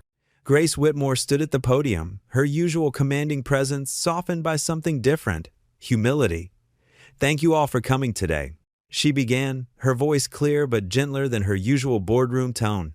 I have an announcement to make regarding the Cole Family Care Center and my role in recent events in this community. The room fell silent. In the back, Ethan stood against the wall, arms crossed, watching intently. He hadn't expected to be here, but something had drawn him to attend. Many of you know me as the CEO of Healthcare Midwest, but today I stand before you as simply Grace Whitmore, a woman who learned some valuable lessons in this town. She paused, drawing a steady breath. I am the anonymous donor behind the Cole Family Care Center. Murmurs rippled through the crowd. Several people turned to look at Ethan, whose expression remained carefully neutral. What many of you don't know is that my involvement in this community began with a test I now regret. Grace's fingers tightened on the podium's edges. I deliberately dropped an envelope containing $1,000, wanting to see what someone would do with it. That someone was Ethan Cole. More whispers filled the room. Ethan shifted his weight but didn't move from his spot. Instead of keeping the money, Mr. Cole placed it in the church donation box. His integrity humbled me and began a journey that has transformed my understanding of what truly matters in life. Grace's voice wavered slightly. I tried to help in secret, making anonymous donations and pulling strings behind the scenes. But I realize now that true change requires honesty and transparency. She straightened her shoulders, looking directly at the crowd. That's why I'm announcing my resignation as CEO of Healthcare Midwest, effective immediately. I will be dedicating my time and resources to ensuring the Cole Family Care Center becomes a model for accessible healthcare in rural communities." The room erupted in surprised exclamations. A reporter's hand shot up, but Grace continued speaking. "I've learned that real leadership isn't about testing people or manipulating situations from the shadows. It's about standing alongside others, being honest about our mistakes, and working together to make things better." She turned slightly, finding Ethan's eyes in the crowd. "I owe this community, and particularly the Cole family, an apology. My intentions may have been good, but my methods were wrong. I hope my actions moving forward will demonstrate my commitment to doing better." Questions burst forth from the reporters, but Grace held up her hand. "I'll take questions in a moment, but first, I want to make one thing clear. This center isn't about me or my redemption. It's about honoring the memory of Sarah Cole, a nurse who gave her life saving others, and ensuring that families in this community never have to choose between medical care and putting food on the table." After the press conference, Grace stood in the empty meeting room, gathering her papers. The sound of footsteps made her look up. Ethan approached, his expression thoughtful. "That couldn't have been easy," he said quietly. Grace shook her head. "It wasn't, but it was necessary. Giving up your position, that's a big step. It's the right one." Grace met his gaze. "I've spent too many years measuring success in profit margins and market share. Maybe it's time to measure it in lives helped and communities served instead." Ethan was quiet for a moment, then said, "You know, when I first found out about the test, I was angry. Felt like you were playing games with my life." "You had every right to be angry," Grace acknowledged. "Maybe." Ethan ran a hand through his hair. "But I've been thinking about something the pastor said last Sunday, about how sometimes the greatest blessings come from the most unexpected places." He paused. "What you did for Maddie, for this town, that's going to help a lot of people." Grace felt tears threatening but held them back. "Thank you, Ethan. That means more than you know." "I want to thank you," he said, his voice steady, "not just for Maddie's treatment or the clinic, but for being honest today, for showing us the real Grace Whitmore." She smiled slightly. "I'm still figuring out who that is, to be honest." "Well," Ethan said, extending his hand, "I look forward to finding out." "Fresh start?" Grace took his offered hand, feeling the warmth of forgiveness in his grip. Fresh start. The late afternoon sun streamed through the windows, casting a golden glow across the room. In that moment, both Grace and Ethan knew that whatever came next would be built on truth, not tests, on genuine care, not guilt. The past was behind them, and a new chapter was beginning. The community center sparkled with twinkling lights and cheerful decorations for the town's annual spring celebration. Paper lanterns swayed gently from the rafters, casting warm circles of light across the polished wooden floor. The air hummed with laughter and the gentle melody of live music from the local band. Ethan stood near the refreshment table, tugging at the collar of his freshly pressed blue shirt. He wasn't used to social gatherings, preferring quiet evenings at home with Maddie, but tonight felt different. His daughter sat at a nearby table with her friends from Sunday school, her cheeks rosy with health and excitement. Her recent recovery had given him a new perspective on life and on forgiveness. Grace entered through the main doors, and several heads turned. She looked different tonight, softer somehow. Her usual corporate armor was replaced by a simple, cream-colored dress, her hair falling loosely around her shoulders. She paused uncertainly at the entrance, clearly feeling out of place. Their eyes met across the room. Ethan felt his heart skip a beat, remembering their conversation from earlier that week. The raw honesty of her confession, the genuine remorse in her eyes when she'd explained everything. He raised his hand in a small wave, and relief flooded her features as she made her way toward him. "I wasn't sure you'd come," Ethan said quietly as she approached. Grace smiled, though nervousness flickered in her eyes. "I almost didn't. It's different being here now that everyone knows."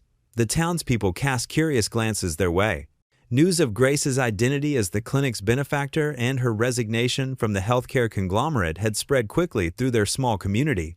Some still viewed her with suspicion, others with newfound respect. "Would you like some punch?" Ethan offered, gesturing to the crystal bowl on the table behind him. "That would be nice, thank you." As he poured her a glass, the band transitioned to a slower song. The melody was sweet and familiar, an old hymn arranged as a waltz. Several couples moved onto the dance floor. Grace sipped her punch, watching the dancers. "It's beautiful, isn't it? How music can bring people together." Ethan nodded, studying her profile. In the soft lighting, he could see past the powerful CEO to the woman beneath, someone who had lost as much as he had, who understood loneliness and regret. "Would you?" He hesitated, then gathered his courage. "Would you like to dance?" Surprise flickered across Grace's face, followed by a gentle smile. "I'd love to." They moved onto the dance floor, maintaining a respectful distance at first. Ethan's hand settled carefully at her waist, while hers rested lightly on his shoulder. Their free hands clasped, and they began to move with the music. "I'm probably a bit rusty," Ethan admitted. "Haven't danced since." "Since Sarah?" Grace asked softly, referring to his late wife. He nodded, feeling the familiar ache. But it was different now, more of a gentle remembrance than a sharp pain. "I haven't danced in years either." Grace confessed, "Not since. Well, not for a long time." As they swayed to the music, the initial awkwardness began to fade. Their movements became more natural, more in sync. The distance between them gradually diminished until Grace's head was nearly resting on Ethan's shoulder. "Thank you," she whispered. "For what?" "For giving me a second chance. For showing me what real integrity looks like. For helping me remember who I used to be before I let the corporate world harden my heart." Ethan's hand tightened slightly on her waist. "We all deserve second chances, Grace. Sometimes we just need someone to remind us of that." They continued dancing, lost in the moment and the music. The other dancers, the watching crowds, even the decorated hall seemed to fade away. There was just the two of them, moving together, finding healing in each other's presence. From her table, Maddie watched them with wide eyes and a knowing smile. She sat with her hands folded in her lap, her favorite stuffed angel tucked beside her. The surgery scar on her chest was still pink and new, but her eyes sparkled with renewed energy. As the song drew to a close, Ethan and Grace slowly stepped apart. Their hands remained linked for a moment longer than necessary, neither wanting to break the connection completely. Maddie approached them, her steps light and sure. She looked up at Grace with pure affection, then reached for her hand. Grace knelt down to the little girl's level, her eyes growing misty. "Mommy says thank you, Miss Grace," Maddie whispered. The soft music from the band filled the community center as Ethan and Grace found a quiet corner away from the dancing crowds. They settled into two chairs near a window where moonlight streamed in through the glass, creating a peaceful atmosphere around them. Grace smoothed her navy blue dress, her fingers fidgeting with the fabric. "I never thought I'd be here," she said softly, glancing at Ethan. "In this town, at this celebration, with you." Ethan nodded, understanding written across his features. Life has a way of surprising us. He watched Maddie across the room, giggling with her friends. Sometimes the best things come from the most unexpected places. Grace's hands trembled slightly as she clasped them in her lap. "Ethan, I need to tell you something." She took a deep breath, her professional facade crumbling to reveal something more vulnerable. "I'm scared.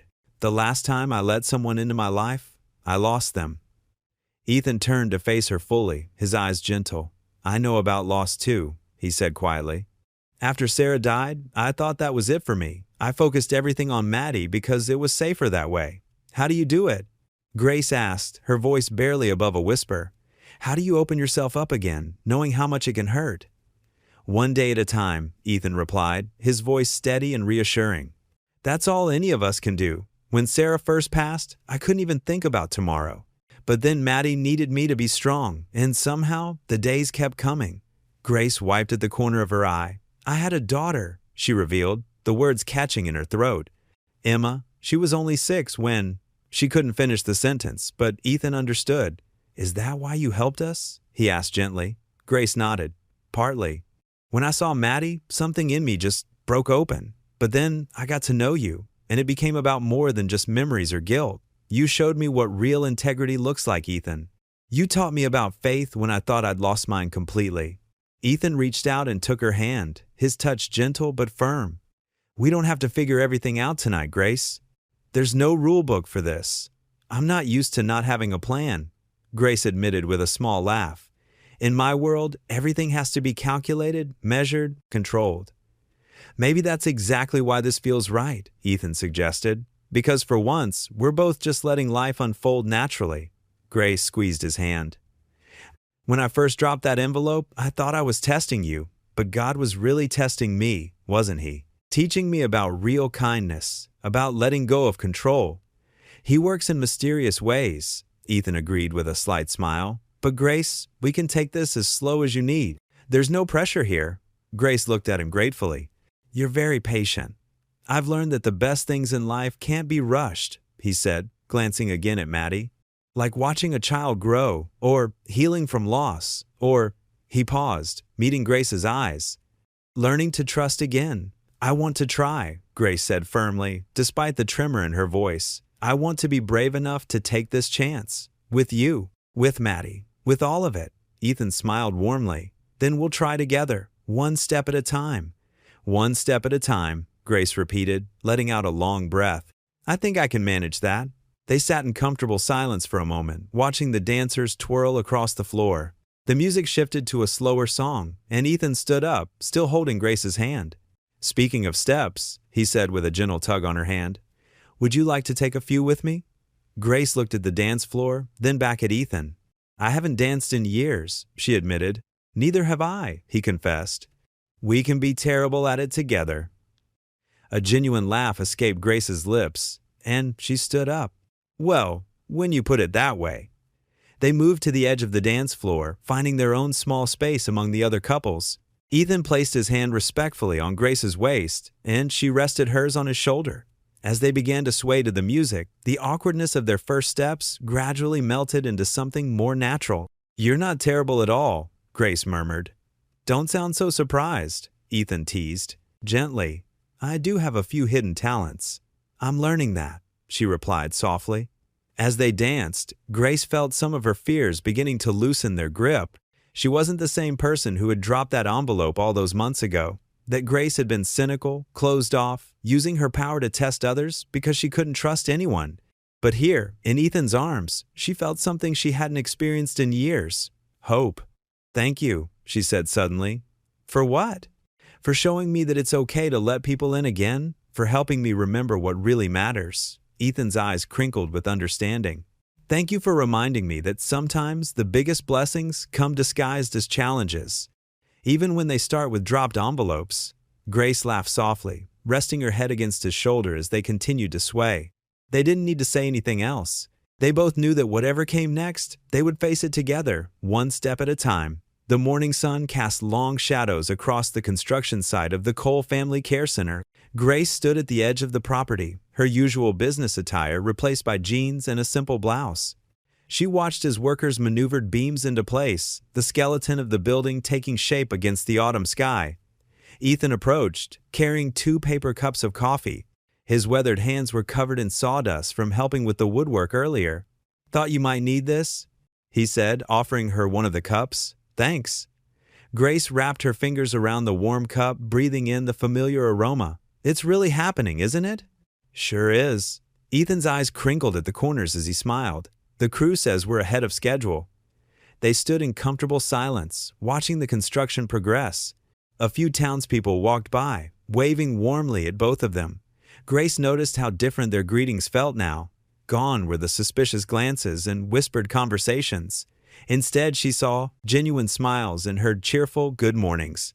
Mrs. Thompson asked if you're still coming to help with the church bake sale this weekend. Ethan mentioned, his voice carrying a hint of amusement. She says your apple pie is becoming quite famous. Grace laughed, shaking her head. Who would have thought? The corporate CEO learning to bake from the church ladies. They've adopted you, Ethan said softly. Just like the rest of us have. The weight of his words settled around them, warm and reassuring. Grace remembered how different things had been just months ago. The loneliness of her corner office, the emptiness of her achievements. Now, her days were filled with community meetings, volunteering at Maddie's school, and working alongside people who had become true friends. Speaking of adoption, Grace said, did you see Tommy's face when we finished his treehouse yesterday? Ethan nodded, grinning. Tommy was a local boy whose single mother worked 2 jobs. Grace had noticed him watching the clinic construction every day after school and had somehow ended up promising to help build him a treehouse. What started as a small project had turned into a community effort, with Ethan leading the construction and other volunteers pitching in. You're good with kids, Ethan observed. They trust you. They're honest, Grace replied. No hidden agendas, no corporate politics. Just pure hearts. A worker called out to Ethan, needing his expertise with some electrical work. Before heading over, he touched Grace's arm gently.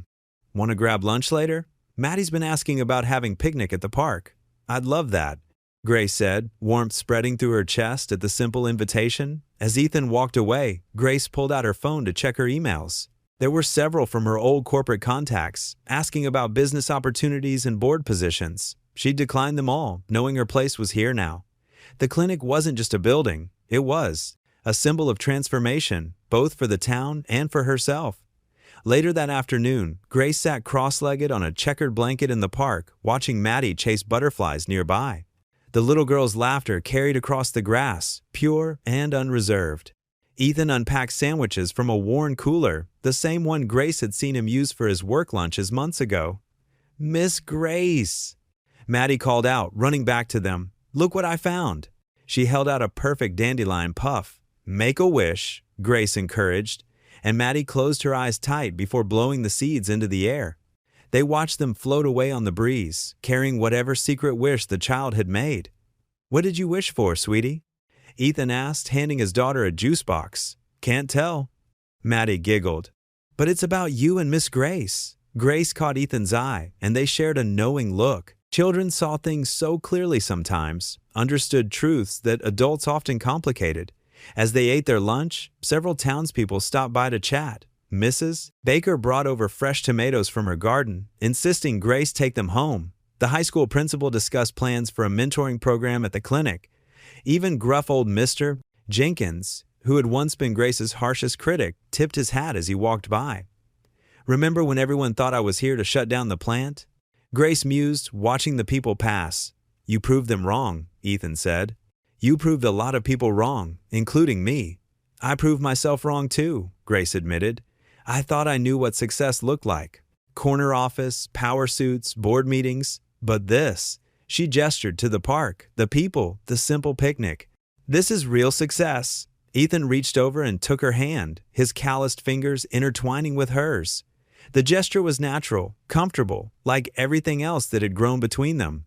There was no need to rush, no corporate deadlines to meet. Their relationship had developed at its own pace, built on a foundation of truth and understanding that had emerged from their earlier conflicts. Maddie came running back, flopping down between them on the blanket. "Can we get ice cream?" "What do you think?" Ethan asked Grace, his eyes twinkling. "I think," Grace said slowly, pretending to consider it carefully, "that ice cream is exactly what this perfect day needs." They packed up their picnic and walked together toward the old-fashioned ice cream parlor on Main Street. Grace noticed how naturally Maddie's small hand slipped into hers, how easily they fell into step together. The townspeople they passed no longer saw her as the intimidating CEO who had tested their beloved Ethan. Instead, they saw her as Grace, the woman who helped at church functions, who read stories at the library, who was building a clinic to help their children. Inside the ice cream shop, Maddie pressed her nose against the glass, examining each flavor with serious concentration. The owner, Betty, beamed at them from behind the counter. "The usual for all of you?" The fact that they had a usual order made Grace's heart swell. She watched as Betty scooped vanilla for Ethan, chocolate chip for Maddie, and butter pecan for her. Such a simple thing, being known, being part of something. As they sat at the small round table by the window, Grace realized she had found more than redemption in this town. She had found a home, a family, a purpose that went beyond profit margins and corporate success. The rhythm of her days now moved to a different beat. One measured in morning coffees with Ethan, afternoon stories with Maddie, and evening walks through a town that had become her own. The autumn breeze carried the scent of fresh paint and new beginnings as crowds gathered in front of the Cole Family Care Center. Crisp red and white balloons bobbed against the clear blue sky, their ribbons dancing in the wind. The building stood proud and pristine, its modern facade gleaming in the morning light. Ethan adjusted his tie nervously, standing at the edge of the makeshift stage. He'd borrowed the suit from his neighbor, and though it was a bit tight around the shoulders, he wanted to look his best for this moment. Beside him, Maddie bounced on her toes in her favorite yellow dress, her brown curls neatly tied back with matching ribbons. "Daddy, look how many people came!" Maddie tugged at his sleeve, her eyes wide with excitement.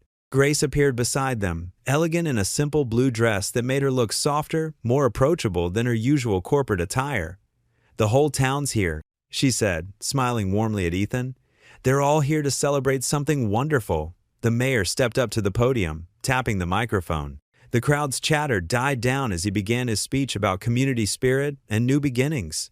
Ethan barely heard the words, too focused on the way Grace's hand had found its way into his, their fingers intertwining naturally. And now, the mayor announced, "I'd like to invite Miss Grace Whitmore and Mr. Ethan Cole to cut the ribbon." They stepped forward together, Maddie skipping ahead of them. The large red ribbon stretched across the clinic's entrance, a symbol of all they'd overcome to reach this moment. Grace handed Ethan one handle of the oversized scissors, and together they positioned them against the ribbon. "Ready?" Grace whispered. "Ready?" Ethan replied, his voice thick with emotion. The scissors sliced through the ribbon with a satisfying snip, and the crowd erupted in applause. Maddie jumped up and down, clapping her hands. "We did it! We did it!" As the applause continued, Ethan caught sight of the plaque beside the entrance. The Cole Family Care Center. It read, and below that, "In loving memory of Sarah Cole, Angel of Mercy." His late wife's name caught the sunlight, and, for a moment, he felt her presence, warm and approving. The doors opened, and people began filing in for the open house tours. The interior smelled of fresh paint and new beginnings. The waiting room was bright and cheerful, with colorful murals on the walls and comfortable seating. A play area in the corner already had several children exploring the toys. "It's beautiful," Ethan said, his voice barely above a whisper. "Sarah would have loved this." Grace squeezed his hand. "She's here with us, in every detail. The pediatric wing, the emergency care unit, the family counseling services, DI.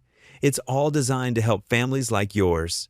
They walked through the halls together, greeting community members and showing off the facilities. The pride in Grace's eyes matched the gratitude in the townspeople's faces. She'd transformed from the distant CEO into someone they knew and trusted, someone who had given them hope. Later in the afternoon, as the formal celebrations wound down, families gathered in the park next to the clinic for a community picnic. Tables laden with homemade dishes stretched across the grass, and the sound of children's laughter filled the air. Maddie ran off to join a group of kids playing tag, her yellow dress fluttering behind her. Her cheeks were rosy with health and excitement, so different from the pale, tired little girl she'd been just months ago. The sight made Ethan's heart swell with gratitude. "She looks so happy," Grace observed, stepping close to Ethan's side. "She is happy. We all are." He turned to face her, taking both her hands in his. "Thank you, Grace. Not just for the clinic, but for everything. For showing me that sometimes it's okay to accept help, that being strong doesn't mean doing everything alone." Grace's eyes softened. "You taught me more than I taught you, Ethan. You showed me what real integrity looks like, what it means to have faith even when things seem impossible." She glanced at the clinic, then back at him. "This place isn't just about healing bodies, it's about healing hearts too." They found a quiet spot under an old oak tree, spreading out a checkered blanket on the grass. The late afternoon sun filtered through the leaves, creating patterns of light and shadow around them. From their vantage point, they could see Maddie playing with her friends, her laughter carrying across the park. Mrs. Johnson from the church brought them plates of food, fried chicken, potato salad, and her famous apple pie. "You two deserve to rest and enjoy," she said with a knowing smile. "We'll take care of everything else." The community had come together in ways Ethan had never expected. The clinic wasn't just a building, it was a symbol of hope, of second chances, of love that grows in the most unexpected places. He watched as Grace chatted with some of the townspeople who stopped by their blanket, her corporate mask completely gone now, replaced by genuine warmth and ease. The afternoon mellowed into evening, the sun beginning its descent behind the trees. The crowd had thinned, but several families remained, their children making the most of the remaining daylight. Maddie was still running around with her friends, her energy seemingly endless. Ethan felt Grace's hand slip into his again, and they sat in comfortable silence, watching the scene before them. The setting sun painted the sky in shades of pink and gold, casting a gentle glow over everything. The new clinic stood proudly against this backdrop, its windows reflecting the warm light. "This feels like home," Grace said softly, leaning her head against Ethan's shoulder. "It is home," he replied, squeezing her hand gently, "for all of us." They watched as Maddie chased fireflies with her friends, her laughter pure and free. The worry lines that had creased Ethan's forehead for so long had softened, and Grace's eyes held a peace that had been missing for years. Together, they had built something beautiful, Not just the clinic, but a foundation of trust, understanding, and love. The golden light of sunset wrapped around them like a warm embrace as they sat hand in hand, their hearts full and at peace. The sweet summer air carried the promise of many more evenings like this one, of a future filled with shared moments and simple joys. What would you do if you were in their place? Comment your answer below and let's see how you'd rewrite the ending. If you enjoyed the story of Ethan Cole, I handpicked the next story that you will enjoy. Please don't miss this one. Click here to watch it.